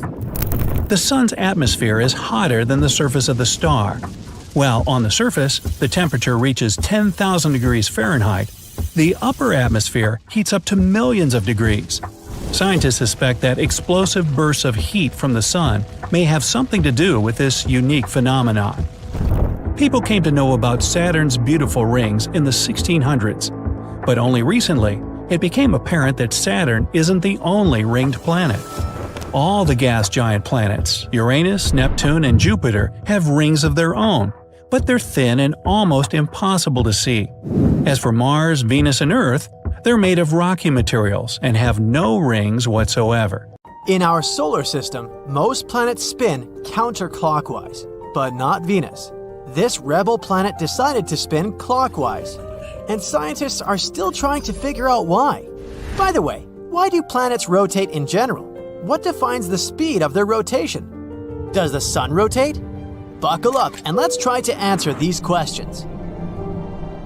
Venus is the second planet from the Sun and the hottest planet in our solar system.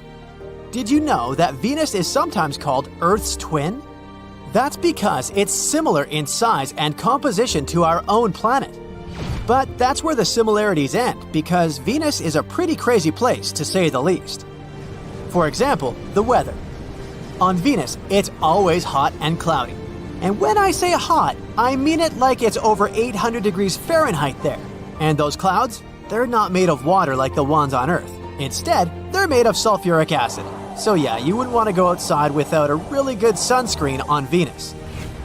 If you look at the photos taken from its surface, you can see these toxic yellow clouds and cracked, desolate landscapes. And the spacecraft that captured this turned off almost immediately after sending these photos. Poor fella. But the surface of Venus isn't just some solid, dark, flat land. In fact, Venus has mountains that are taller than Mount Everest. These mountains aren't made of rock like the ones on Earth, though. Instead, they're made of a kind of volcanic material that's denser. Venus is a pretty creepy place that holds many mysteries. One of them has been puzzling scientists for years, and this is the planet's rotation. Most planets in our solar system rotate counterclockwise, but Venus isn't like the other girls. It rotates clockwise, and that's not all. It also rotates around the Sun faster than it rotates around itself. In other words, a year on this planet passes faster than a day. It's almost like Venus made being quirky its life mission. But why is that? Well, scientists have a few theories. The most popular theory says that Venus was actually spinning counterclockwise like the other planets, but then something happened to flip it around. And what could that something be, you ask? A planet-sized object. Yep, astronomers believe that something huge once collided with Venus, causing it to spin in the opposite direction. You can imagine this like a cosmic billiard shot, with this mysterious huge object being the cue ball and Venus being the target ball. But we can't actually say that Venus is spinning the wrong way. There's no such thing as a wrong direction of spin in the universe. This is actually called the retrograde rotation. This is when a planet rotates in the opposite direction to its orbit around the Sun. Venus, for example, has a retrograde rotation, which means that the Sun rises in the west and sets in the east on that planet. So now, when the horoscope says something like Mercury in retrograde, you'll know what it means. Oh, but Venus isn't the only weird one in our solar system. There are definitely some wacky ways that planets can rotate. For example, most planets in our solar system spin around an imaginary line called an axis. This axis is usually straight up and down in relation to the planet's orbit around the Sun. However, some planets like Uranus have a tilted axis, which means it's almost on its side in relation to its orbit. This tilt causes the planet's poles to be nearly in the same place as its orbit. The result?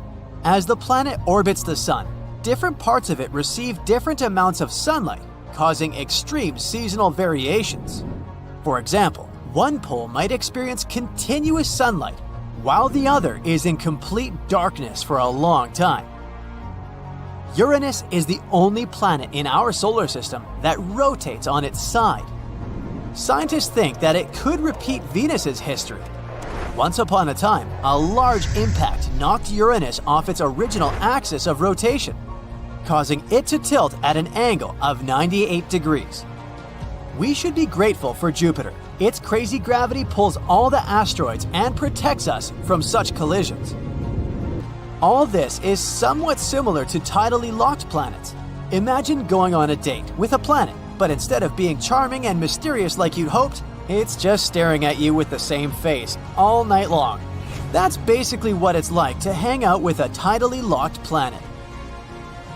Tidally locked planets are planets that rotate around their axis at the same rate that they orbit their star. This means that the same side of the planet always faces the star, while the other side is in permanent darkness. Being tidally locked can have some weird effects on the planet's climate and weather. The side facing the star can become extremely hot, while the other side can be incredibly cold. The atmosphere on the planet can also get pretty wild, with strong winds blowing from the hot side to the cold side. And it doesn't have to be planets only. Our moon also works this way. Did you know that we always see only one side of the moon? That's because it's tidally locked to the Earth. Our Sun is an average-sized star, and still, it could fit 1,300,000 Earths. The star is also 333,000 times as heavy as our planet. NASA has translated radio waves created by planets' atmospheres into audible sounds. That's how astronomers found out that Neptune sounds like ocean waves, Jupiter like being underwater, and Saturn's voice resembles background music to a horror movie. Here on Earth, it's bebop jazz. No, I made that up.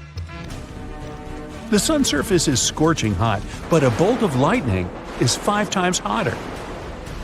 Earth gets struck by 100 lightning bolts every second, which results in 8 million lightning strikes a day and around 3 billion a year. Ooh, shocking. If you manage to go to the moon one day and see fresh footprints, that doesn't mean there's someone else there with you. Footprints or similar marks can last for 1 million years over there. Because the moon doesn't have an atmosphere. There are no winds, not even a breeze, that can slowly erase those footprints. Astronomers have found the largest hole we've ever seen in the universe. It's the giant void that spreads 1 billion light-years across. They found it accidentally. One of the research team members was a little bored and wanted to check how things are going in the direction of the cold spot. That's an anomaly in the cosmic microwave background map, or CMB for short. It's a faint glow of light that falls on our planet from different directions and fills the universe. It's been streaming through space for almost 14 billion years as the afterglow that occurred after the Big Bang.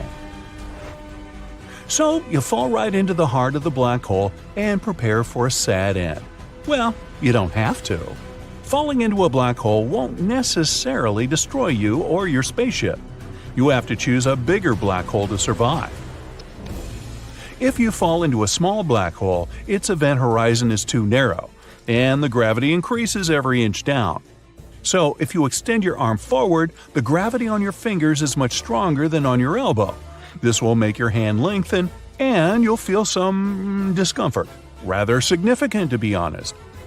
Things change if you fall into a supermassive black hole, like the ones in the center of galaxies. They can be millions of times heavier than the Sun. Their event horizon is wide, and the gravity doesn't change as quickly. So, the force you'll feel at your heels and at the top of your head will be about the same. And you can go all the way to the heart of the black hole. This myth is busted. If you watch a very touching movie in space and start crying, your tears won't run down. They will gather around the eyeballs. Your eyes will get too dry, so you'll feel like they're burning. Any exposed liquid on your body will vaporize, including the surfaces of your tongue. Speaking of burning, that's one thing fire can't do in space. Fire can spread when there's a flow of oxygen, and since there's not any in space, well. Once they explode, stars aren't supposed to come back to life. But some of the stars somehow has survived the great supernova explosion. Such zombie stars are pretty rare. Scientists found a really big one called LP 40-365. It's a partially burnt white dwarf. A white dwarf is a star that burned up all of the hydrogen, and that hydrogen was previously its nuclear fuel. In this case, the final explosion was maybe weaker than it usually is, not powerful enough to destroy the entire star. It's like a star wanted to explode but didn't make it, which is why part of the matter still survived. If you ever go into space, don't take off your spacesuit unless you're on a spaceship. Air in your lungs would expand, as well as the oxygen in the rest of your body. You'd be like a balloon, twice your regular size. Good news, the skin is elastic enough to hold you together, which means you wouldn't explode. Small comfort. When something goes into a black hole, it changes shape and gets stretched out just like spaghetti. This happens because gravitational force is trying to stretch an object in one direction, but at the same time squeeze it into another, like a pasta paradox. Speaking of, a black hole that's as big as a single atom has the mass of a really big mountain. There's one at the center of the Milky Way called Sagittarius A. It has a mass like for a billion suns, but luckily it's far away from us.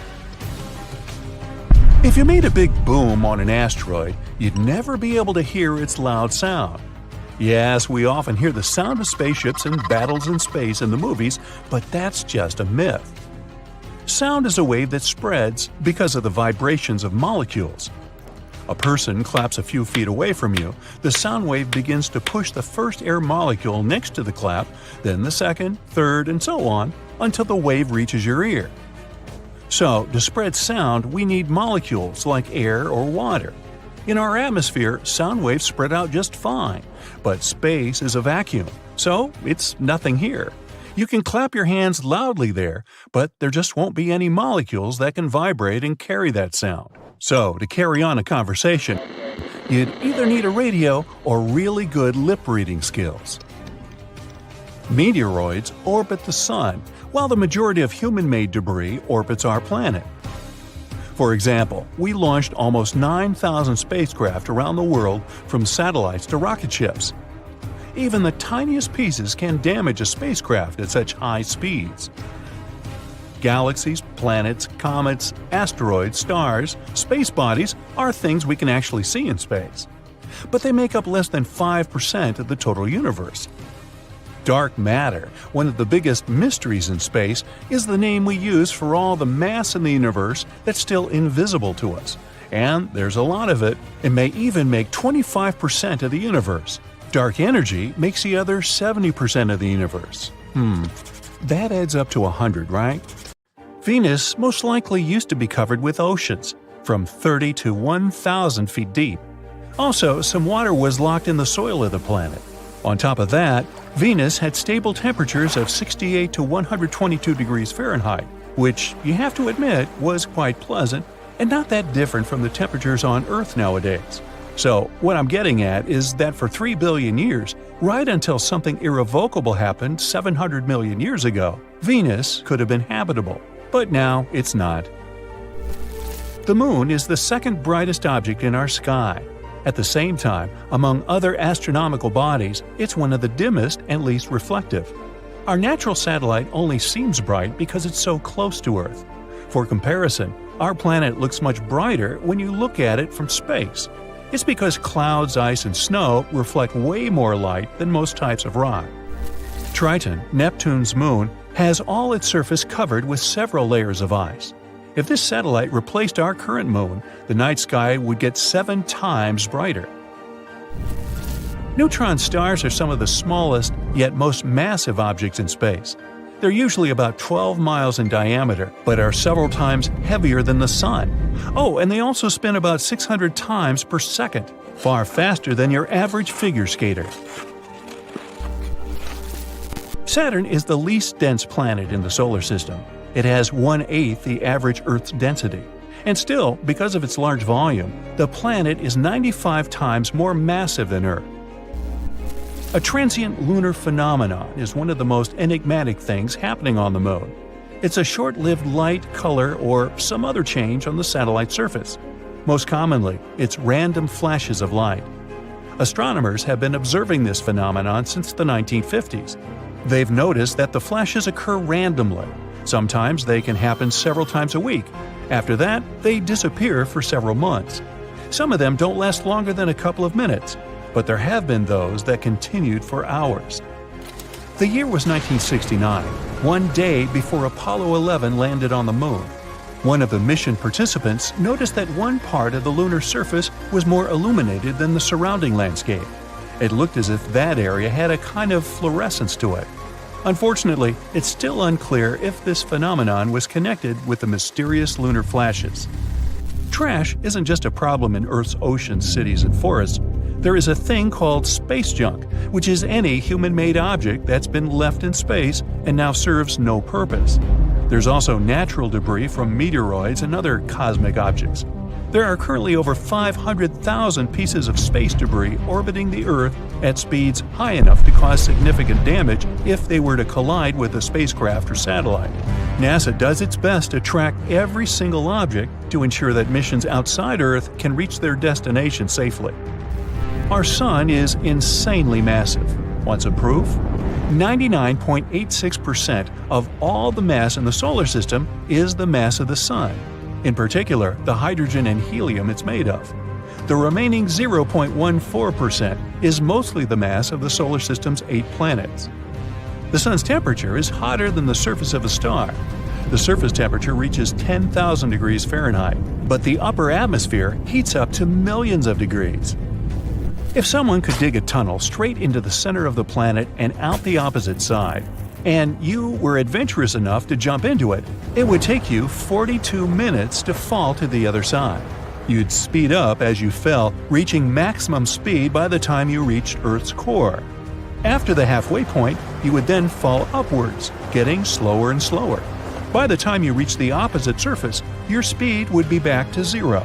Unless you managed to climb out of the hole, you'd immediately start falling again, back down or up to the other side of the planet. This trip would go on forever, all thanks to the weird effects of gravity. Hey, might be a fun way to spend an afternoon. There might be more metals, for example, titanium or iron, in lunar craters than astronomers used to think. The main problem with this finding? It contradicts the main theory about how the Moon was formed. That theory says that Earth's natural satellite was spun off from our planet after a collision with a massive space object. But then, why does Earth's metal-poor crust have much less iron oxide than the Moon's? It might mean the Moon was formed from the material lying much deeper inside our planet. Or these metals could have appeared when the molten lunar surface was slowly cooling down. Or maybe, as they've been saying for centuries, it's made of green cheese. Earth could have been purple before it turned blue and green. One scientist has a theory that a substance existed in ancient microbes before chlorophyll. That thing that makes plants green evolved on Earth. This substance reflected sunlight in red and violet colors, which combined to make purple. If true, the young Earth may have been teeming with strange purple-colored critters before all the green stuff appeared. The highest mountain in the solar system is Olympus Mons on Mars. It's 3 times as high as Mount Everest, the Earth's highest mountain above sea level. If you were standing on top of Olympus Mons, you wouldn't understand you were standing on a mountain. Its slopes would be hidden by the planet's curvature. Astronomers have found a massive reservoir of water in space, the largest ever detected. Too bad it's also the farthest, 12 billion light-years away from us. The water vapor cloud holds 140 trillion times as much water as all the Earth's oceans combined.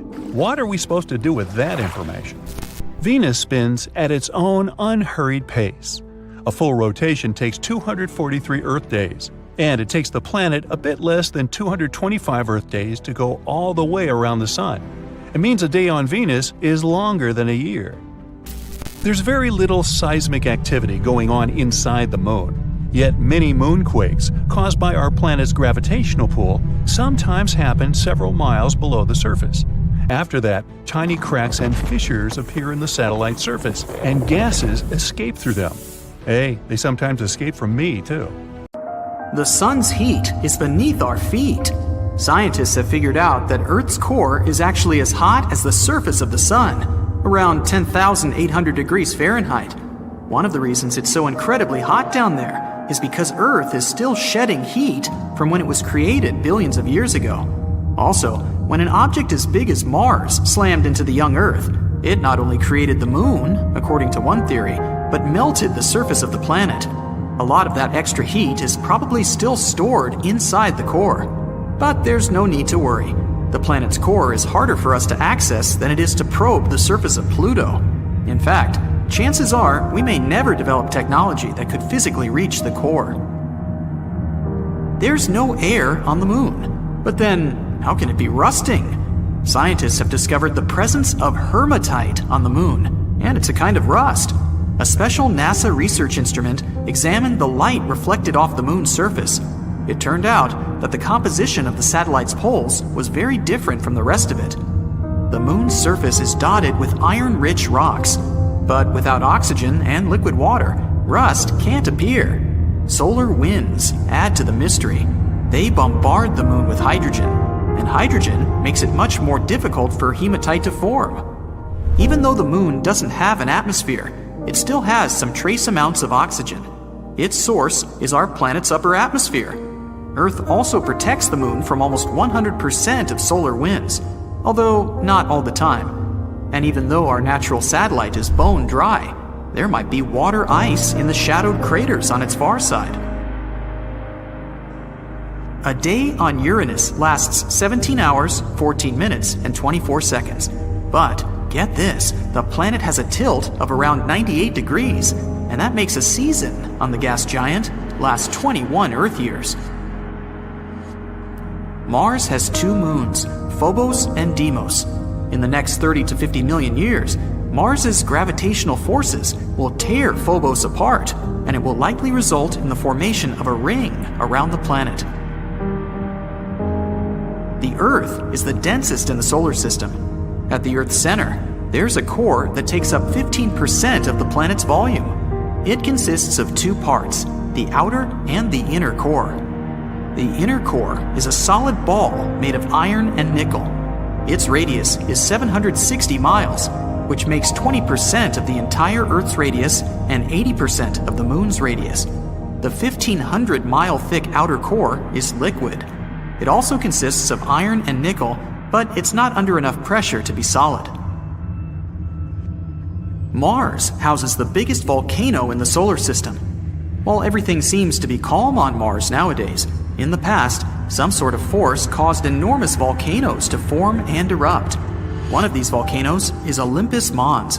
It's 16 miles tall, which is the height of 3 Mount Everests, and 374 miles across, making it about the size of Arizona. The volcano grew to such a gargantuan size because of the weak gravity on Mars and the lack of tectonic plate movement. Gravity is not the same everywhere. The rocks, metals, and other minerals and substances that make up the planet are packed into the ground more tightly in certain places than in others. This has surprising consequences. Gravity varies slightly depending on where you are. You weigh 0.5% less standing at the equator than you do at the poles. In most cases, that's a difference of less than 1 pound. How high up you are also has an effect. So if you were at the top of Mount Everest, you'd also weigh slightly less. Just don't look down. Earth's toughest living thing is so small you can't see it. Water bears, also known as moss piglets, are cute little creatures with 8 legs and squashed up heads that are less than 1/100th of an inch in length. Despite their microscopic stature, they can basically survive anywhere.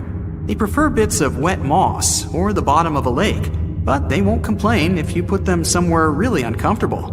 They can endure extreme cold and incredible heat, and survive both huge pressure and high radiation. Some of the little bears once even managed to survive unprotected in outer space for 10 days without a problem. That is tough. Locating the North Star is quite easy on a clear night. The only thing you need to do is find the Big Dipper. Those 2 stars on the end of the Dipper's cup point the way to the North Star. See? It's the tip of the handle of the Little Dipper, or the tail of the Little Bear. It's in the constellation Ursa Minor, over there. People have been watching the North Star for centuries. This bright star is also known as Polaris. It's situated almost directly over our planet's North Pole, which makes it a great landmark for a traveler without a compass, or a GPS on their smartphone. It's also Earth's closest Cepheid. That's what we call a star that pulses regularly in brightness and diameter. Polaris is also part of a binary system of 2 stars. It's got a dimmer sister. It's known as Polaris B.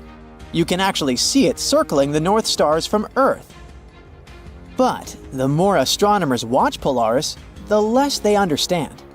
The problem is, no one can agree on how big or distant the star is.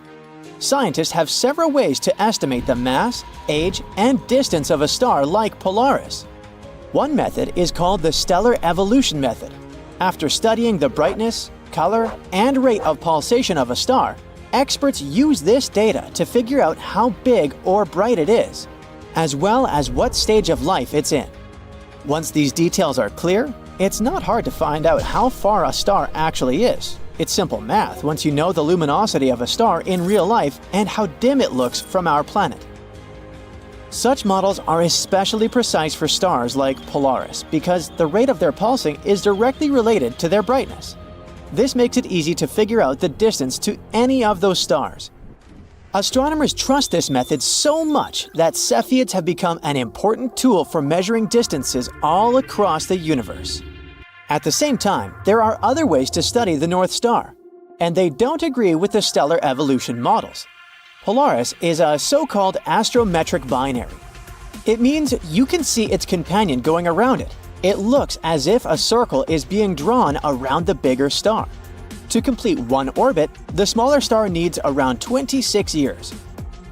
Even though astronomers haven't made detailed observations of Polaris B's full circuit, they've seen enough to know what its orbit looks like. Using this information, one can apply Newton's laws of gravity to calculate the masses of the 2 stars. Combined with the Hubble Space Telescope's new measurements, these calculations lead to very precise numbers. Polaris is supposed to be around 3.45 times the mass of the Sun, but that's much less than the mass you get from stellar evolution models. They suggest a value of almost 7 times the mass of the Sun. But there's another reason why this star system is weird. After calculating the ages of the stars, Researchers concluded that Polaris B is much older than its bigger sibling, but it's extremely unusual for a binary system. Normally, both stars are of the same age. One explanation might be that at least one of the measurements is simply wrong. After all, Polaris is a difficult star to study. Since it's positioned above our planet's North Pole, it's outside the field of view of most telescopes.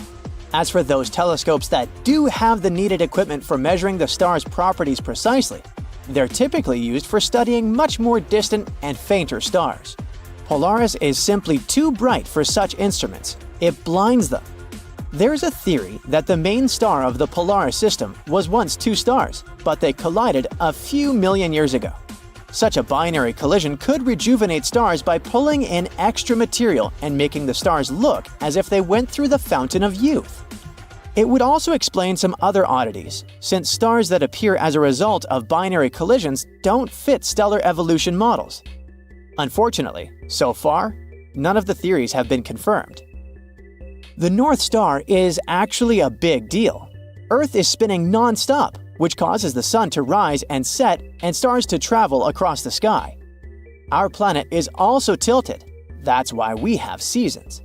If we drew a line through the axis Earth spins around and extended it over 300 light-years past the North Pole, at the end of that imaginary line, there would be the North Star.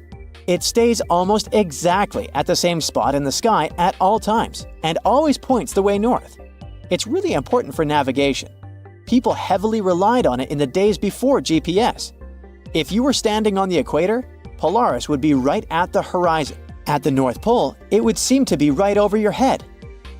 In other words, using the star's height in the sky, you can not only figure out the needed direction, but also understand where you are on Earth. Curiously, there's no South Star. There isn't a bright enough star right above the South Pole, but one day we might get such a star. When you spin a top on the table, its end moves in a circle. We know this phenomenon as precession. Earth behaves in the same way, and the North and South Poles won't always point towards the same spots in the sky. In the next 26,000 years, it may cause the North Star to change from Polaris to a few other stars and back again. One day, the title of the North Star will go to Vega. It's the fifth brightest star in the night sky and the second brightest in the northern celestial hemisphere. Vega has another name, Alpha Lyrae. That's because it's the main star of the Lyra constellation. Vega has been one of the most crucial stars to people since ancient times. It's very bright and blue, hence very recognizable. Vega was the North Star several thousand years ago, and it'll regain this status in 12,000 years or so. This star is located a mere 25 light-years from Earth. It's just 450 million years old, which makes it way younger than our own 4.6 billion-year-old star system. Astronomers study Vega to learn more about star systems in the early stages of their formation. Vega is almost directly overhead at mid-northern latitudes on a summer night. It hides behind the horizon for only 7 hours a day. You can see it on any night of the year. If you travel farther south, you'll find out that Vega lies below the horizon for longer periods of time. But in Alaska, northern Canada, and some parts of Europe, Vega never sets. Vega's blue-white light is bright enough to be featured a lot in ancient cultures, from the Chinese to the Polynesians to the Hindus. Vega's name can also be translated as falling or swooping. This is a reference to the times when people regarded this constellation as a swooping vulture, not a Lyre. Vega was also the first star to get photographed, other than the Sun, of course. To do it, astronomers at Harvard College Observatory used a 15-inch refractor, and it happened again in 1850. Around 2 decades later, an amateur astronomer broke down Vega's light to reveal various elements making up the star. In 2006, thanks to telescopic observations, scientists found out that Vega was whipping around so fast that its poles were several thousand degrees warmer than its equator. The star rotates every 12.5 hours and is at 90% of its critical rotation speed. That's the velocity at which an object can tear itself apart. In 2013, researchers announced that they had discovered an asteroid belt around Vega. It means there might be planets somewhere out there among space rocks. There are two areas, an outer region that contains icy asteroids and an inner region with warmer space rocks. Scientists can examine bright stars like Vega using NASA's mission called TESS, which stands for Transiting Exoplanet Survey Satellite. It was launched in 2018 to conduct an all-sky survey. The main goal of this mission is to search for exoplanets, but the satellite can also look for star variability. By examining such stars as Vega, TESS can help scientists learn more about the early stages of star evolution. Right after its creation, the cosmos was shrouded in darkness. I mean, I wasn't there, but that's what most scientists are thinking. All of the stars were hidden behind a thick cloud of primordial gases. Then, all of a sudden, something cleared up this fog, and the universe started shining as it finally woke up. But how did this happen? 8 faint, recently discovered galaxies might hold the answer. The Big Bang created our world around 13.8 billion years ago. At first, it was just a super hot and chaotic boiling soup of particles. But over time, things cooled down, and particles could finally stick to each other. That's how the atoms appeared. Some helium, but mostly hydrogen, the very first element.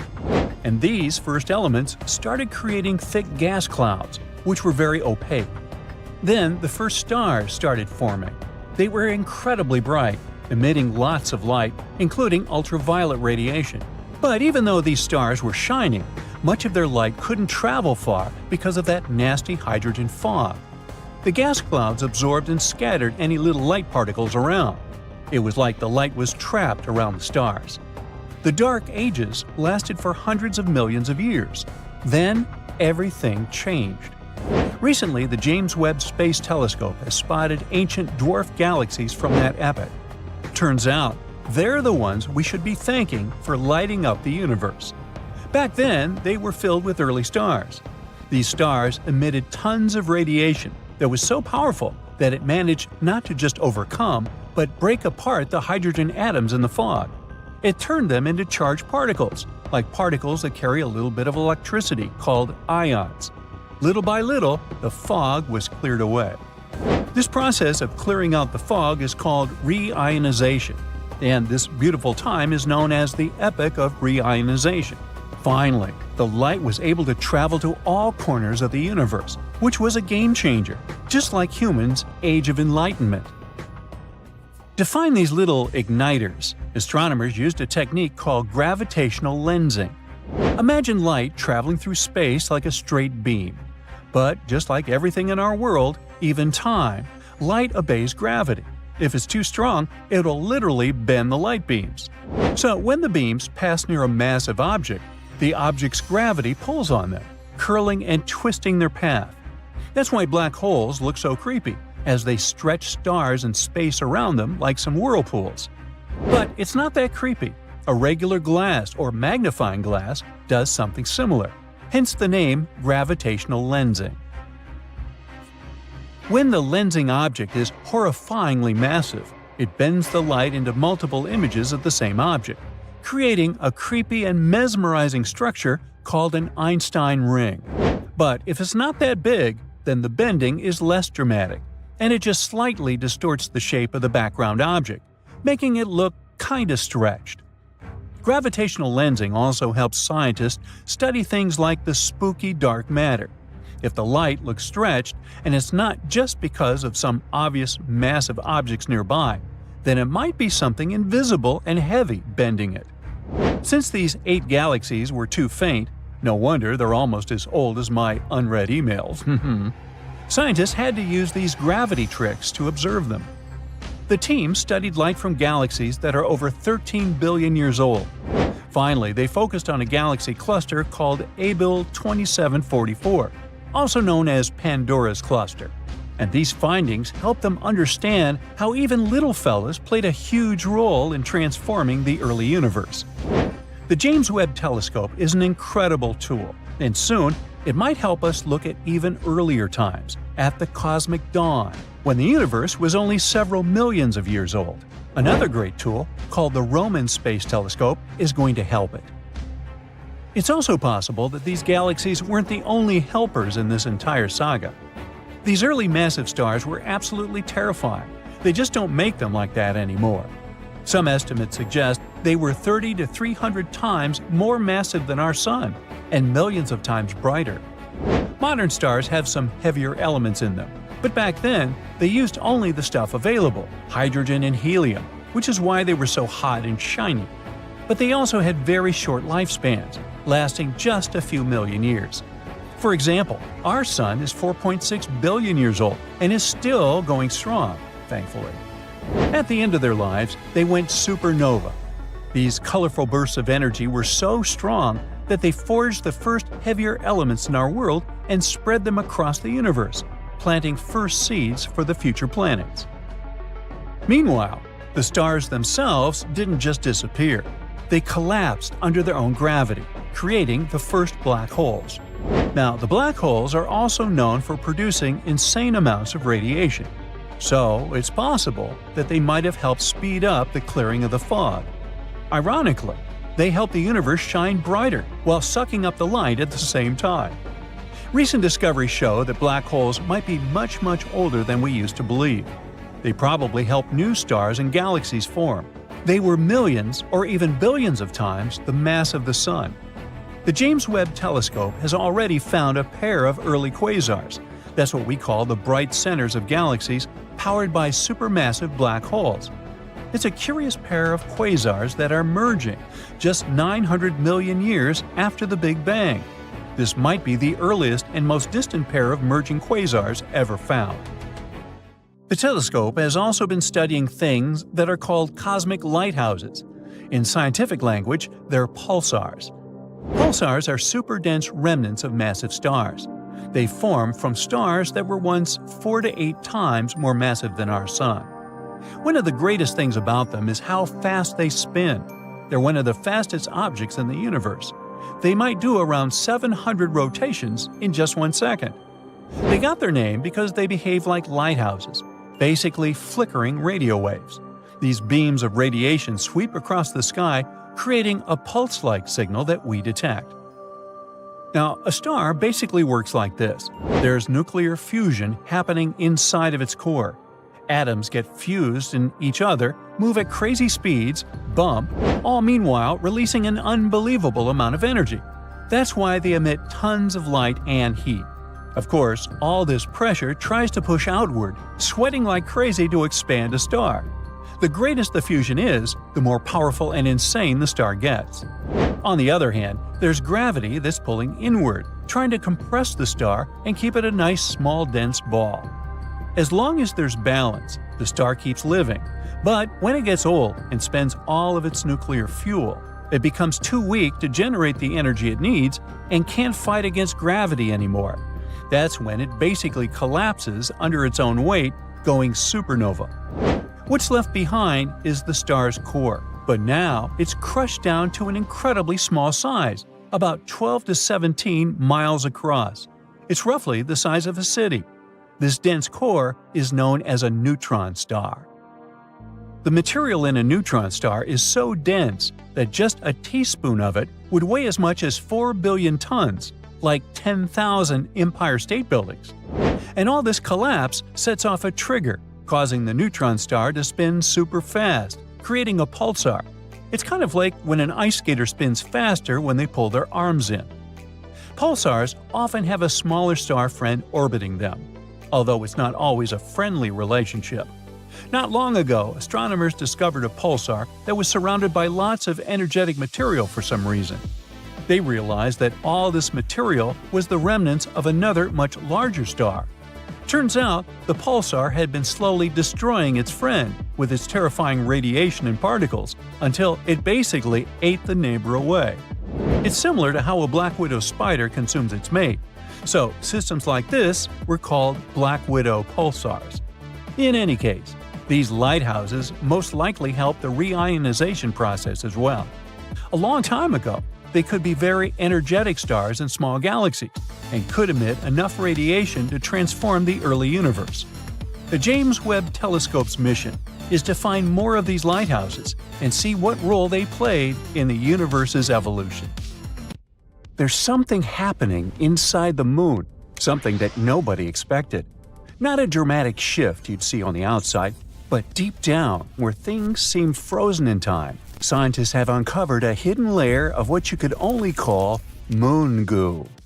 Remember those school lessons about the crust, mantle, and core? Much like the Earth, the moon is made up of layers, a crust, mantle, and core. However, the moon's core is much smaller compared to ours. Earth's core is huge. It makes up about a third of our entire planet's mass. The moon's core makes up only about 1 to 2% of its mass, and its diameter is about 1/5 the diameter of the moon itself. It's surrounded by a hard, rocky mantle. But it turns out that between these two layers, that mysterious goo layer, and it's way more important than you might think. The layer is soft and partially molten, ebbing and flowing like the tides in our oceans. It rises and falls, stretching and shifting as if it were alive. Its movement isn't chaotic, but subtle and regular. We always knew that the moon influences our seas and oceans, causing tides with its gravity. But it turns out that we influence it back. The goo ocean reacts to the gravitational dance between Earth and the Sun. Also, the molten layer could be made of ilmenite, a very intriguing material. Ilmenite is rich in titanium, a strong and lightweight metal that we really love over here on Earth.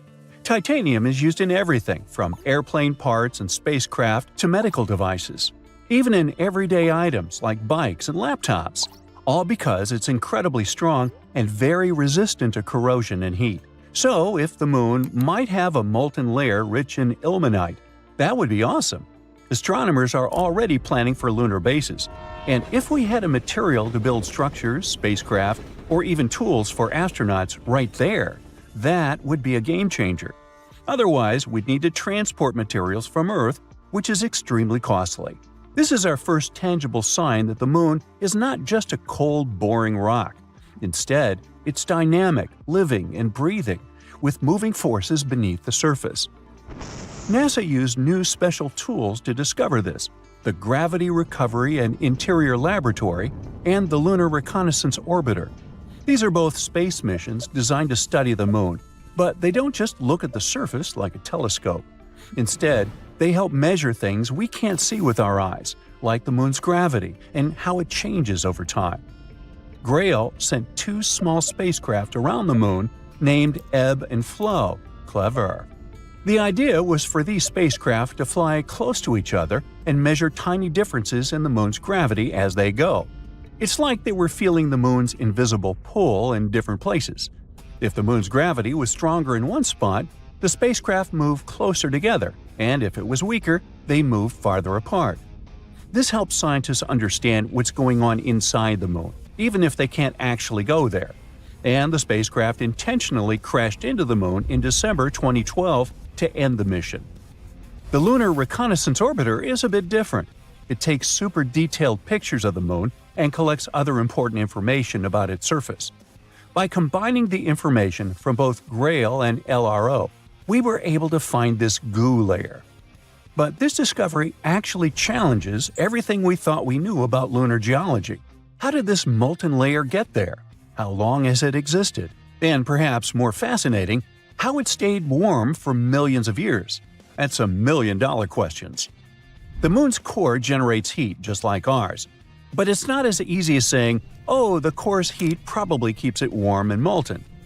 Well, first, the moon's core is much smaller and less active than Earth's, meaning it produces significantly less heat. Plus, the moon is much cooler than Earth in general. With temperature dropping to minus 200 degrees Fahrenheit on the surface, how could this inner layer still stay in this flowing state? That's still a mystery. In any case, this goo could actually explain a lot of stuff about the moon. For example, astronomers were exploring moonquakes and how they happen. Now they think that it might be this semi-molten layer shifting and moving beneath the surface. Now, beyond the moon itself, it also tells us more about other celestial bodies. If the moon, something we considered basically a huge static rock, has such a dramatic life, what about other planets, moons, or asteroids? Could they also hide similar hidden movements beneath their surfaces? We can even understand our own planet better, learn more about how tides and similar stuff works. There are so many great discoveries we've been making on the moon. Recently, we found some awesome stuff beneath the surface – massive caves hidden for millions of years. For over 50 years, scientists have suspected that the Moon's surface is full of underground tunnels and caves. These are known as lava tubes because they were formed by lava. Duh! Millions of years ago, the Moon was pretty unstable. It underwent some volcanic activity, causing eruptions. When a volcano erupts, lava can flow across the surface. As the outer layer of the lava cools and hardens, it forms a solid roof of dark material. It's actually what these famous dark spots on the Moon are. These are dark, hardened remains of ancient lava. But the hot, molten lava continues to flow through the center. Once the eruption ends and the lava drains away, what's left behind is an empty hollow tunnel, hence a lava tube. On Earth, we have lava tubes in places like Hawaii or Iceland, where volcanic activity has created similar underground tunnels. The same thing happened on the Moon billions of years ago, although they're much crazier compared to ours. In fact, lunar lava tubes are now thought to be some of the largest and longest in the entire solar system. One such cave was discovered beneath the famous Mare Tranquillitatis, the place where Apollo 11 first landed, and it's at least 340 feet deep. Now, all these lava systems have remained hidden just beneath the surface, untouched for millions of years. Only now, they finally managed to prove their existence. Scientists from the University of Trento in Italy found them using special radar technology and advanced computer methods. These techniques let you see underground by sending radar waves. The waves bounce back and give clues about what's hidden underneath. By analyzing the way these waves reflected back, the researchers could detect the shape and size of the hidden caves. Now, the best thing about this discovery is that we could build all our bases there. These caves protect from radiation, harsh winds, and meteoroids. NASA even found evidence that some of these caves stay at a steady 63 degrees Fahrenheit. That's some crazy coziness for the Moon. And on top of that, there could even be some water there. So humans could take shelter inside these natural tunnels and build entire colonies on the Moon. And I know what you're thinking. Could unexpected lunar monsters hide deep in those caves? Well, sure. There's a huge potential for exploring these caves and finding some awesome stuff. But even if we manage to find a miracle, like small life or microbial organisms, there's a 99% chance that there won't be actual animals or monsters. It would just be impossible for them to develop in such conditions. But it would make a great horror movie. Researchers want to send robots or drones to explore the tunnels first, and then see if they're safe enough for humans. And it's not just the US getting in on the action. China is also investigating the possibility of using these moon caves as a future base, showing that the race to explore and settle the Moon is heating up. Now, scientists have a wild theory. What if our entire universe is actually inside a black hole? This is called the black hole cosmology. Some scientists have the idea that our observable universe and everything we see around us might be tucked inside a black hole, which exists inside another parent universe or even multiverse. And then this multiverse could be part of a bigger one, and so on, kind of like a stacking doll. Sounds like pure science fiction, but this is based on some curious facts. When scientists create the timeline of our world, they say that everything started from a singularity. If you kept squeezing a giant ball smaller and smaller, at some point it would get super dense before it crushed. Well, it's hard to imagine, but in space, it's possible to squeeze a crazy amount of mass into a teeny tiny point. This point is called a singularity. The matter gets crushed into an infinitely small space, less than an atom, and it holds all the same mass of everything, while taking basically no volume. Inside this singularity point, things get so intense that the normal rules of physics just stop working. Everything we know, time, space, matter, breaks down and can't be applied anymore. Basically, what happens from now on is beyond our understanding. So, scientists say that this was the starting point of our world. When the Big Bang happened, it's like this tiny dot with everything inside it expanded to everywhere. This started forming the universe as we know it. And here's the thing. scientists assume that singularity also exists deep within black holes. General relativity says that a black hole is born when something really big, like a huge star, collapses under its own weight. Gravity gets stronger the bigger the mass is. With a mass of a huge star, tens of times bigger than our Sun, this tiny point would have an unbelievable gravity. It's why it starts sucking in all the stuff around it and curves the fabric of space-time so much it looks like a hole in space. And this would be the center of a black hole. It's a dot where all these things fall into and get crushed into an infinitely dense point. So, could our universe itself be just a little singularity dot inside a huge black hole inside of another universe? Well, that would be wild. So, it's not that easy to compress something so much that it literally warps space-time. You'd need to squeeze it like crazy. If you wanted to make a small black hole, like a human size, you'd need to shrink them down to the size of an atomic nucleus. If you want a black hole the size of a chickpea, you'd have to compress our entire planet to that. But our universe is 99% empty space. There are trillions of miles of just nothingness between the stars. If you were to pack all the matter in the universe together, the result would be surprisingly small. Everything around us, including galaxies, stars, planets, and dust, would only fill about 1 billion cubic light-years. It would be a cube about 1,000 light-years on each side. For comparison, our Milky Way alone is 100,000 light-years in size. That's how sparse the universe is. But at this density, it would also be very, very massive. The resulting mass would likely collapse into a black hole. And here's the wildest part. The resulting black hole would be roughly the same size as the universe itself. It would also have the same mass and energy, as well as the same average density. The size or radius of the black hole grows together with its mass. The more stuff it eats, the bigger it is. But the density works the other way around. The black hole gets less dense as it grows. For a size that big of our entire world, it would be pretty sparse as well. And it's not the only coincidence. We have this thing called the Hubble radius, also known as the cosmological event horizon. If we imagine our observable universe as a giant bubble, then think of its edge like the farthest part of the universe we can see. When you stand in a field and look around, trying to see as far as you can, your eyes will draw a circle. This is like that. There might be more beyond that point, but we'll never know. Beyond this horizon, the light from distant parts of the universe will never reach us.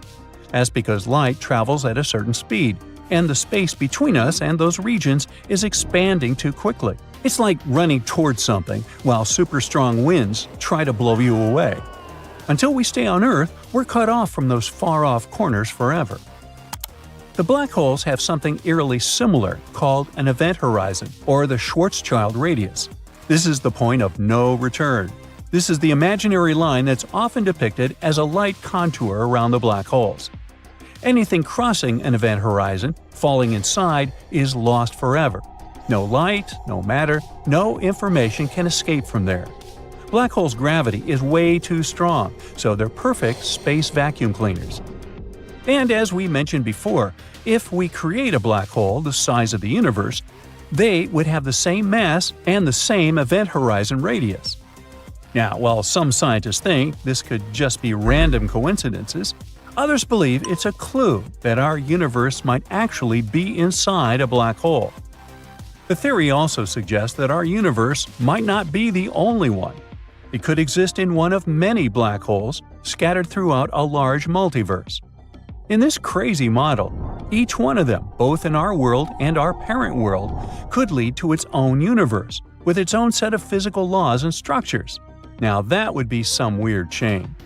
There's this theory that says that universes could be born inside of black holes, sort of. It's called the Einstein-Cartan theory. This idea talks about singularity as well, but in a different way. It says that instead of collapsing into an infinitely dense dot, the matter might create a wormhole. This is like a tunnel through space and time. This wormhole, also known as an Einstein-Rosen bridge, could connect two different places of our universe. In that case, One side of the tunnel is the black hole, and on the other side, there would be a whole new universe forming. So it could work like a teleport. As soon as you pass the event horizon, you travel to the new world. But in that case, there should be an exit. Some scientists made it up and called it a white hole. It doesn't literally exist, not as far as we know, but it could be possible somewhere on the other side. It would serve as an exit of a wormhole, an area where matter is always ejected instead of pulled in. So it's like you can't throw anything in there, it would get expelled immediately. That's all purely hypothetical, of course. All this stuff fits well into the concept of the Big Bounce. This idea says that instead of our universe beginning with a singular Big Bang, it bounced from a previous state of collapse. Remember the squeezed ball analogy? Well, maybe there used to be another universe ball that got super compressed to a minimum size before rebounding and expanding again. So instead of a universe born from nothing, we might live in one that's a cosmic recycling of another. There's also another version of this theory, sometimes called shockwave cosmology. The idea says that the Big Bang could have been caused by a boom inside a black hole, and this could create the expanding universe we see today. As the universe expands and the matter density decreases, the black hole would eventually transform into a white hole, the reverse of a black hole, where matter is expelled instead of pulled in. But even though we have all these interesting connections, they're not evidence. There are no experiments or observations that could prove or disprove these wild theories. So they all remain speculation for now. But at least it's fun to speculate. Now imagine a place where a single day lasts longer than a whole year. On Venus, a day, meaning one full spin on its axis, is as long as 243 Earth days. And what's even weirder, despite the fact that Venus is experiencing a never-ending day, it has a shorter year than Earth. While Earth takes about 365 days to complete one orbit around the Sun, Venus does it in just 225 days. So, somehow, for Venus, a day is more epic than a whole year. Venus is a strange planet in general. It's called Earth's twin because of how alike we are, although it's a bit smaller than Earth. But there are some drastic differences too. For example, it spins in the opposite direction, which means the Sun there rises in the west and sets in the east. And Venus isn't the only one who dances to its own rhythm. Uranus does that too. And finally, Venus is quite crazy in terms of its atmosphere. When you stand on Earth, you don't really feel the weight of the air around you. Well, on Venus, that feeling would be like having an elephant sitting on your shoulders. Venus has 90 times the atmospheric pressure of Earth. The atmosphere there is a thick layer of toxic gases. For example, carbon dioxide that's released by all the volcanoes. It presses down with incredible force. This results in very hot temperatures. No wonder it'll take a long time before we'll be able to stand on this planet. Meanwhile, Mercury, the closest planet to the Sun, has an even more speedy orbit than Venus. It completes a full journey around the Sun in just about 88 Earth days. However, it has a slow spin on its axis, which means that one day on Mercury takes about 176 Earth days, basically half a year. Just like with Venus, a day there takes much longer than a year. Since it's closest to the Sun, no wonder Mercury experiences some super extreme temperature swings. Daytime temperatures can soar up to a scorching 800 degrees Fahrenheit, hot enough to melt lead. But wait for the sunset. At night, it drops to freezing minus 290 degrees Fahrenheit. Ooh! That's because Mercury doesn't have a thick atmosphere like we do, so the heat doesn't distribute across the planet evenly. If one side is in the dark, it'll be super cold, and the other side will be scorching hot, just like if you let a regular big rock lie down under the sun for a while. In fact, it's so cold that there might even be some ice on it. Look at the planet's North Polar region, especially those sunlit yellow spots inside craters. These are indications of water ice. Turns out water is much more common in space than we thought.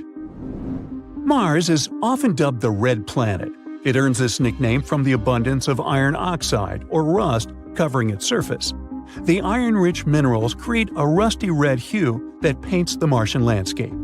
But it turns out Mars isn't just red. If you were standing on Mars, you'd witness desert-like butterscotch terrain with caramel and golden glows, some brown, and even a glimpse of a slight greenish hue. Mars also has the biggest mountain in the entire solar system, Olympus Mons, standing at a staggering height of about 13.6 miles tall. It's even taller than Mount Everest. It was formed by the volcanic eruption yielding low-viscosity lava, creating a shield-like structure. Since Mars is covered in sand, it's also famous for its crazy dust storms. But it turns out they're even more insane than we thought. These storms can last for months. While they might present challenges for future human missions, they also contribute to the planet's mesmerizing appearance when observed from afar. And not only storms, but even its own Mars quakes. Also known as seismic tremors, they were first detected by NASA in 2019. Unlike earthquakes that are often triggered by tectonic plate movements, Martian quakes are thought to result from the cooling and contracting of the planet's interior. It's interesting how similar, yet how different the planets are. Saturn's iconic rings might hold a secret link to Earth's ancient past. The rings are composed mainly of ice particles and debris and are estimated to be relatively young in space terms, perhaps just a few 100 million years old. Now, there are some theories that propose that they were born after some catastrophic event. For example, the collision of two large moons or the breakup of a comet. What's interesting is that this timeline coincides with the age of the dinosaurs' demise on Earth. Could there be a connection? Who knows? By the way, while Saturn takes the crown for its rings, it's not the only planet in our solar system sporting them. Jupiter, Uranus, and Neptune all have their own set of rings, although they might not be as visible and cool as Saturn's. However, there's something where Saturn truly stands out: the magnificent hexagon at its North Pole. It's a colossal six-sided figure. Each side of this incredible structure measures around 9,000 miles long, which is 1,200 miles longer than the Earth's diameter. Scientists aren't sure how it was formed or why. They think it might be due to varying wind speeds, or maybe it's shaped by a localized, slow, meandering jet stream. So far, it remains another of Saturn's mysteries. Much like Saturn's hexagon, Jupiter also has its own weird spot. It's called the Great Red Spot. This is a storm that's been raging for at least 350 years and is larger than Earth itself. Despite its name, the spot's coloration has varied over the years, ranging from brick red to pale salmon.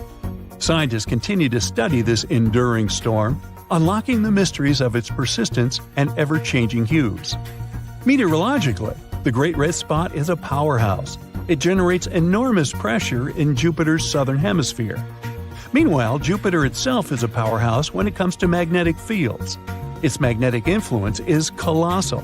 It extends far beyond the planet itself and creates one of the largest and strongest magnetic fields in our solar system. Because of that, Jupiter is a source of intense radiation and mesmerizing auroras. While Earth's northern lights are breathtaking, Jupiter has something to offer too. The magnetic field interacts with charged particles from Jupiter's moons and the solar wind. This creates visually striking auroras near its poles. But compared to Earth, the scale of these auroras is incredible, like nothing we've seen on our planet. But even having a cool big spot isn't a unique feature in our solar system. A stormy giant Neptune, the eighth and farthest planet from the Sun, also has its great dark spot. Just like Jupiter, it's a massive vortex in Neptune's atmosphere. But unlike its Jupiter counterpart, this spot tends to come and go because of Neptune's dynamic and ever-changing weather patterns. Neptune, together with Uranus, is known as an ice giant. And just like other giants, it boasts some of the most ferocious winds in our solar system. Its supersonic winds can get faster than 2,200 miles per hour. What a drama queen! But this explains its thick cloud formations. By the way, if you ever dreamed of a planet raining diamonds, you might want to visit this planet. Deep within Neptune's atmosphere, where pressures are extreme, scientists theorize that carbon atoms are compressed and form diamonds. And then, these diamonds might be raining down. What a unique touch to stormy weather. Neptune's moons got from their parent with the weird weather. For example, its largest moon, Triton, has a touch of cryovolcanism. Instead of spewing molten rock like Earth's volcanoes, Triton's cryovolcanoes erupt with a mix of water, ammonia, and nitrogen. Picture it as icy geysers shooting material into space. Seems like in our solar system alone, each planet has its own quirks and interesting qualities. Let's hope that we discover some more interesting things in outer space in the future. NASA made this cool rover called Curiosity and sent it to Mars to see what else we can find out about the red planet, the one that will possibly become our next home. Curiosity has been exploring the surface of Mars, taking measurements and gathering data about the planet for more than 10 years. And good old Curiosity stumbled upon some interesting wave-rippled rocks in the region of the Martian surface that was kind of expected to be drier. Scientists believe this area was actually a lake bed. It might be the bottom of a dried-up lake and all that sediment and other things that have accumulated there. All this can give us some important clues about the history of the lake. For instance, the types of organisms that might have lived there, how deep the lake was, how long it was there, and similar stuff. These wave-rippled patterns tell us that these rocks may have formed when strong Martian winds were moving the water in this big ancient lake. You know that specific sound you can hear when you're holding a seashell to your ear? You actually hear it because of the way the air gets trapped inside the shell and moves against its walls. The air cannot escape, so it vibrates at frequencies that depend on the size of the shell. In other words, you have a feeling you hear the sound of waves hitting a shore. That's Mars in my imagination now, a spot where you can still hear the long-lost sound of waves crashing against the shores of mysterious gigantic lakes. During its mission, Curiosity also came across a metallic object which turned out to be a meteorite.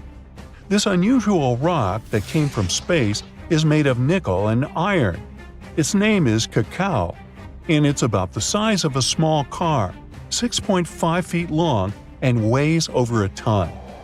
This is an important discovery because we don't often find metallic objects on the Martian surface.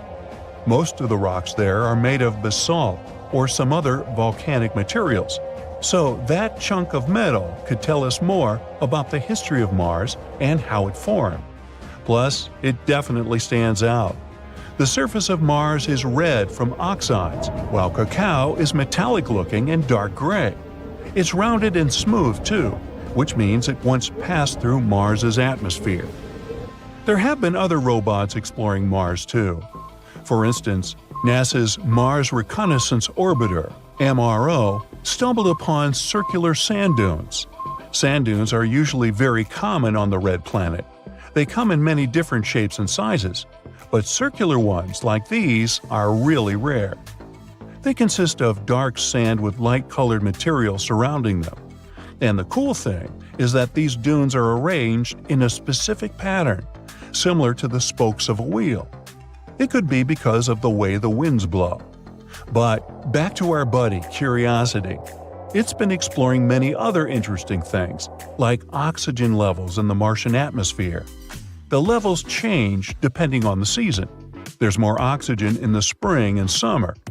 It's still not clear why, though, and of course, even that is not enough for us to really breathe there. The concentration of oxygen on Mars is 0.1%, which is about 100 times less than the concentration in Earth's atmosphere. The atmosphere of Mars is mostly made up of carbon dioxide, with traces of other gases. Curiosity was so good that it also decided to analyze the age of rocks it found. It seems they're much older than we previously thought. Some of them date back more than 3 billion years. Curiosity found organic molecules in soil samples too. These molecules are basically building blocks of life. Now, this doesn't prove there's indeed life on Mars. It's just one of the things that suggests there might have been some form of life a long time ago. Curiosity discovered potential evidence that there might be a large reservoir of liquid water beneath the south polar ice cap, probably very salty and full of different minerals. This high salinity is the reason why this water could remain liquid at temperatures well below freezing. It would be cool to have some sort of subsurface ocean to take a dip in, especially when these crazy Martian winds are raging on the surface. And it would be great to have something that would protect us from those insane radiation levels on the red planet. There are some pretty toxic chemicals and salts in the Martian soil, which can be really bad for humans. Astronauts could potentially end up being exposed to these toxic chemicals, either through direct contact with the soil or by inhaling dust that contains these salts.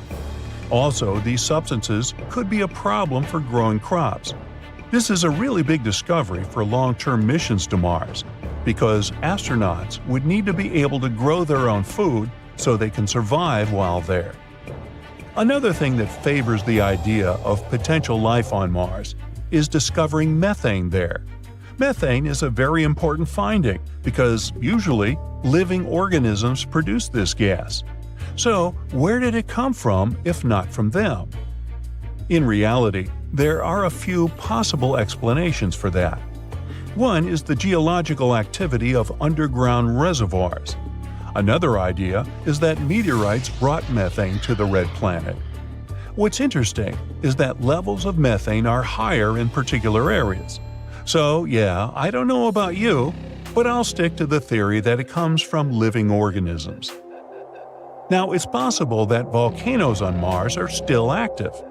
We know there are many extinct volcanoes on the red planet, but we've never found enough evidence to prove that some of them are still alive. Scientists studied volcanic deposits and found out that some volcanoes could have erupted maybe 50,000 years ago.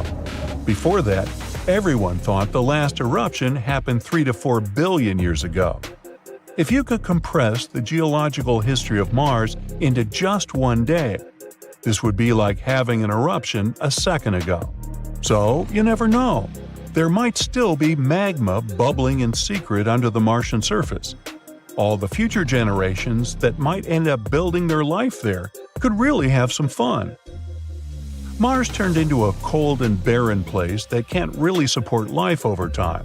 And one of the main reasons for that was losing its atmosphere. The red planet used to have a much thicker atmosphere, similar to Earth's. One major reason for that is its relatively weak magnetic field. Earth's magnetic field helps protect our atmosphere from the solar wind, a stream of charged particles that comes from the sun. Without this protection, Mars had nothing to help it confront this insanely strong force that eventually took away most of its atmosphere. Another factor that played a big role in the loss of Mars's atmosphere is its relatively low gravity. Because Mars has weaker gravity than Earth, it's easier for gas molecules to escape into space. So Mars probably used to be more similar to our home planet. But with its current thin atmosphere, it can't keep any heat, which makes it very cold and very complicated for us to explore. But maybe it's better for us that we didn't visit the red planet back in its old times. There's this story about an ancient megaflood that might have happened there. So yes, the red planet probably used to be a wetter and more hospitable place than it is today, with beautiful flowing rivers and amazing lakes, ponds, and other bodies of water. And some research showed evidence of large channels carved into the planet's surface. These channels are way bigger than any we previously found on the planet. They suggest this megaflood happened billions of years ago. Perhaps it happened as a result of different factors, like volcanic activity, melting ice, and the release of carbon dioxide from the planet's crust.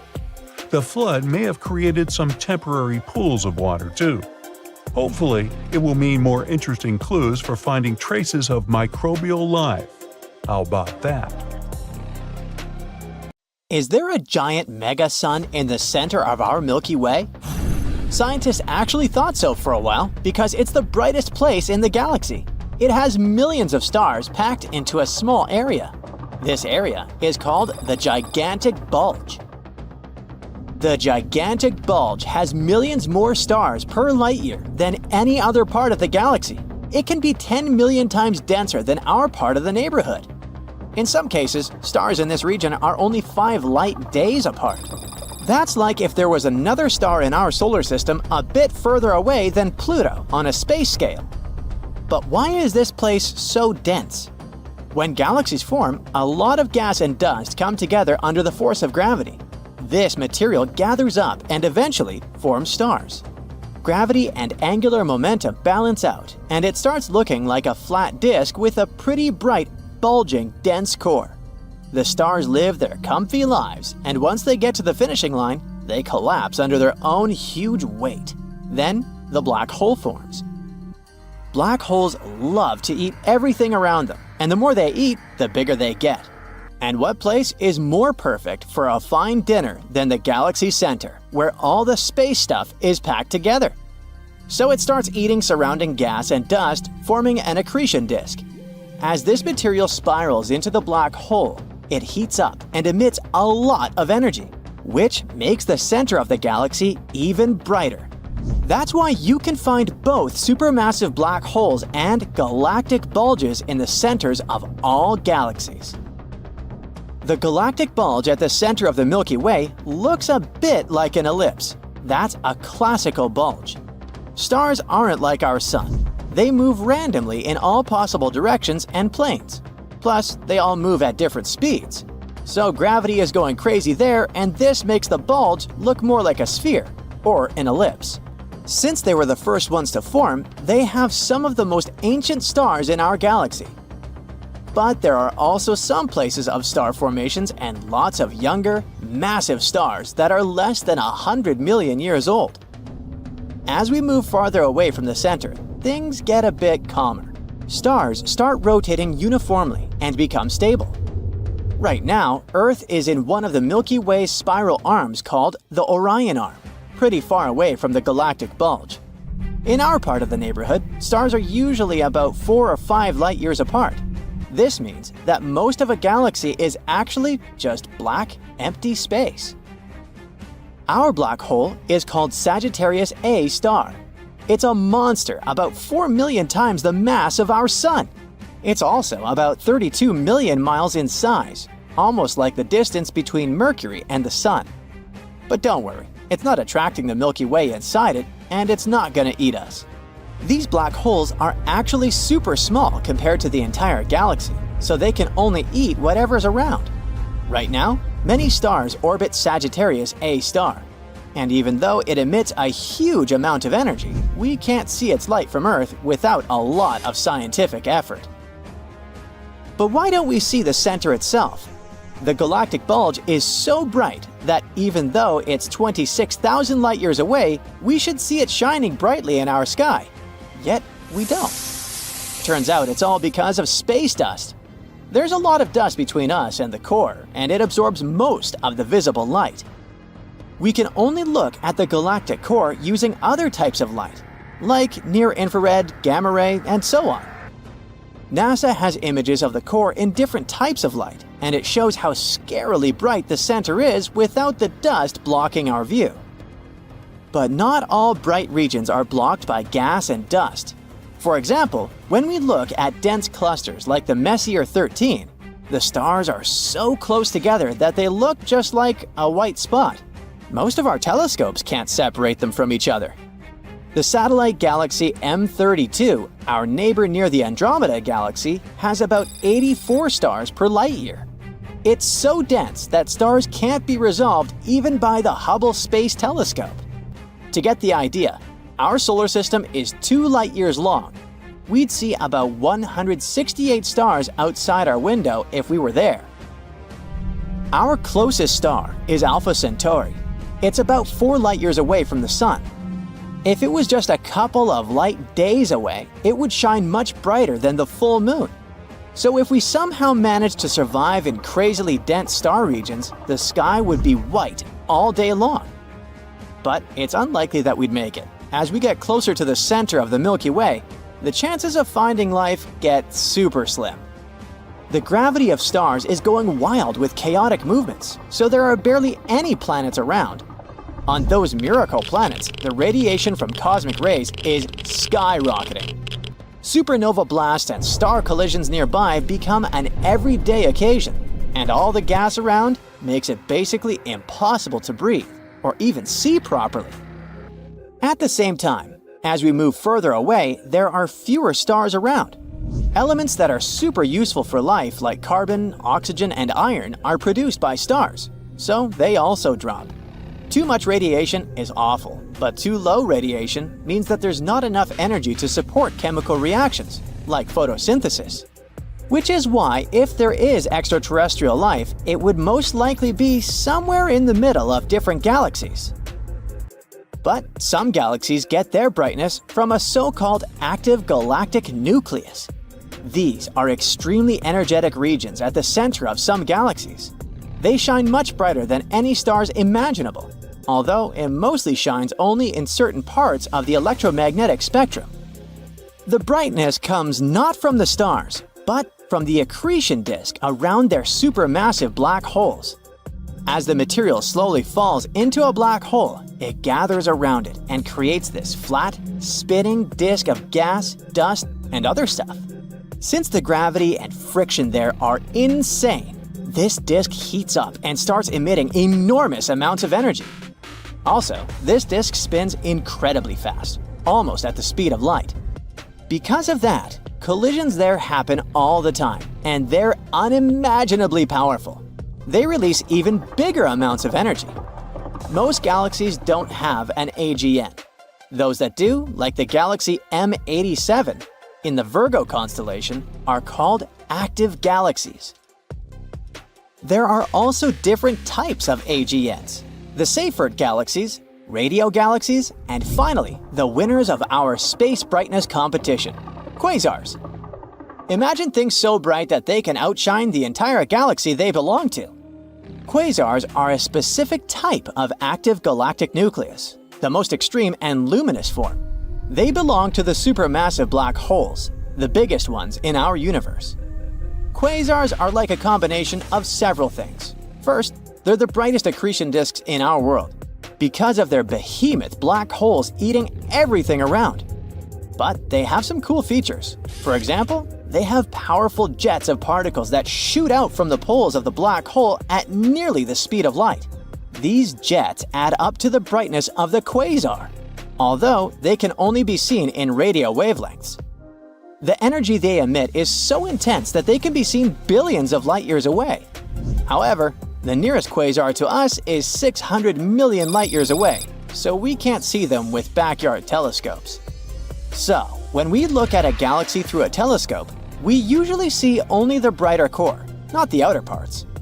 Unfortunately, our eyes just aren't made to see things like the active galactic nucleus. So, these stars are the brightest things we can see. But what a beautiful sight it is. Astronomers have discovered the most massive stellar black hole ever spotted in our home Milky Way galaxy. This newly found space monster is 33 times bigger than the Sun and sits 2,000 light-years away from us. Until recently, the largest stellar black hole found residing in our galaxy has been around 20 times as big as our star in terms of mass. As for the average stellar mass black hole, it's usually about 10 times as hefty as the Sun. Scientists from the European Southern Observatory's Gaia mission spotted the giant black hole after a star started to wobble while orbiting in that area. The black hole got the name of Gaia BH3. The proximity of this space object to Earth makes it the second closest black hole to our planet ever discovered. The nearest one is called Gaia BH1. It's hanging out around 1,560 light-years away from us. This uncomfortably close neighbor has a mass of about 9.6 times that of the Sun. It means that it's way smaller than the newly found black hole. Gaia BH3 is located in the Agila constellation. From Earth, it seems to have the shape of an eagle. Interestingly, astronomers didn't expect to find a high-mass black hole lurking so relatively close to Earth and remaining undetected for so long. Okay, we can probably admit that this stellar black hole is just a small fry compared to supermassive black holes like the one that dominates the center of the Milky Way. I'm talking about Sagittarius A star. This space giant has a mass of 4.2 million times that of the Sun. While a stellar black hole forms when a star collapses, supermassive black giants have their own ways of seeing the light of day. They are usually the result of mergers of progressively larger and larger black holes. We'll talk about that later. First, let's speak a bit more about how stellar black holes form. When stars near the end of their lives, they typically inflate, lose a lot of mass, and cool to form what we know as white dwarfs. Such massive stellar black holes as Gaia BH3 are believed to form when a star doesn't contain heavy elements and loses not so much mass over its lifetime. Such stars are called metal poor. Afterward, instead of cooling into a white dwarf, this star collapses into a black hole. The companion of Gaia BH3 is a very metal poor star. It suggests that the star that collapsed and formed BH3 was metal poor too.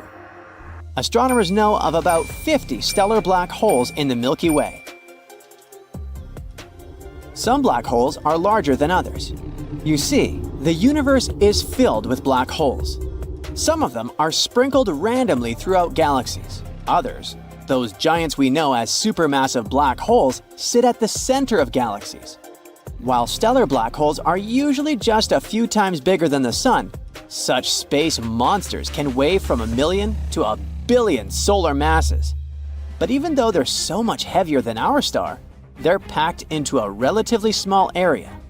On a cosmic scale, of course, the size of our solar system or so. Some astronomers think supermassive black holes could form by several stars colliding and collapsing at once, while other experts state that such space objects might have started growing several billion years ago. At first, a small seed appears somewhere out there in space, which then gradually increases in mass to form a black hole. This seed does it through the process of accretion, which basically means gathering more and more matter around itself. Besides the absence of any precise information about the formation of black holes, there's also the black hole information paradox. If a black hole has some mass, and as we know, these spaced objects have a lot of it, then, according to the first law of thermodynamics, it should have a temperature. And according to the second law of thermodynamics, it should also radiate heat. Stephen Hawking showed that black holes are supposed to emit radiation too. These days, this kind of radiation is called Hawking radiation. It should form at the boundary of a black hole, but after proving it, Hawking pointed out a paradox. If a black hole is capable of evaporating, some of the information it contains can be lost forever. The problem is that the information contained in thermal radiation emitted by a black hole gets degraded. It doesn't repeat any information about the matter swallowed by a black hole before. Such an irreversible loss of information contradicts one of the basic principles of quantum mechanics. Physical systems that change over time cannot create or destroy information. It means we must be missing something. Both physicists and mathematicians have tried to come up with different ideas, but they ended with pretty weird results. Some have even claimed that the universe could be holographic. It means that the universe that we know and love is actually the result of some mysterious interactions at the infinitely distant boundary. I told you, black holes are really strange. At the same time, we have definitely found space objects that seem to have the properties of black holes. For example, look at this image of black hole M87 star. It certainly looks like a physical object, but what if black holes don't exist at all? There's an idea that black holes are actually gravastars, a blend of gravity, vacuum, and stars. This theory was first proposed in 2001 by Emil Matola and Pavel O. Mazur. They hypothesized that at one point during the collapse of a large star, intense gravity might transform its matter into a new state. It's similar to what occurs when atoms are cooled to such low energy states that they start acting like a single superatom. When we speak of gravastars, a star might collapse to the point of the event horizon, or the point of no return, and then its matter is transformed into a new state. it exerts enough outward pressure to prevent the star from collapsing into a physics-defying singularity. In gravastars, an ultra-thin, ultra-cold, and ultra-dark indestructible shell surrounds heavily wrapped space-time. This new form of matter turns out to be very durable, but it's also a bit flexible, like a bubble. So anything that's trapped by the intense gravity of a gravastar and smashed into it gets obliterated and then assimilated into the shell of this bizarre space structure. One of the benefits of the gravastar theory is getting away with those messy paradoxes connected with information and singularities. But even though this idea sounds kinda cool, it doesn't explain the phenomena we observe. And we've definitely observed something that looks like black holes. On the other hand, look at this shadow. It isn't caused by the trapping of light in the event horizon. It's a slightly different phenomenon known as the gravitational redshift. It makes light lose energy when it moves through a region with a powerful gravitational field. So, potentially, it could be a gravastar. When the light emitted from the regions close to the alternative objects reaches our telescopes, most of its energy is already lost to the gravitational field, which causes the appearance of this shadow. And still, like with black holes, things get complicated when you add rotation to the equation. Many experts are sure that gravastars would not be able to remain stable during rotation. But wait, it gets even more bizarre. There are suggestions that the insides of gravastars could contain a series of thicker shells. Those are known as nestars, something like a Matryoshka doll. Of course, these theories aren't perfect yet. Astronomers still have a lot of work trying to build functioning models. There's also a chance that both black holes and gravastars exist. But then, we've got another problem on our hands. How can we distinguish between the two? Some theories suggest that these different kinds of space objects should also emit very different gravitational radiation. It could allow us to figure out whether we're looking at a gravastar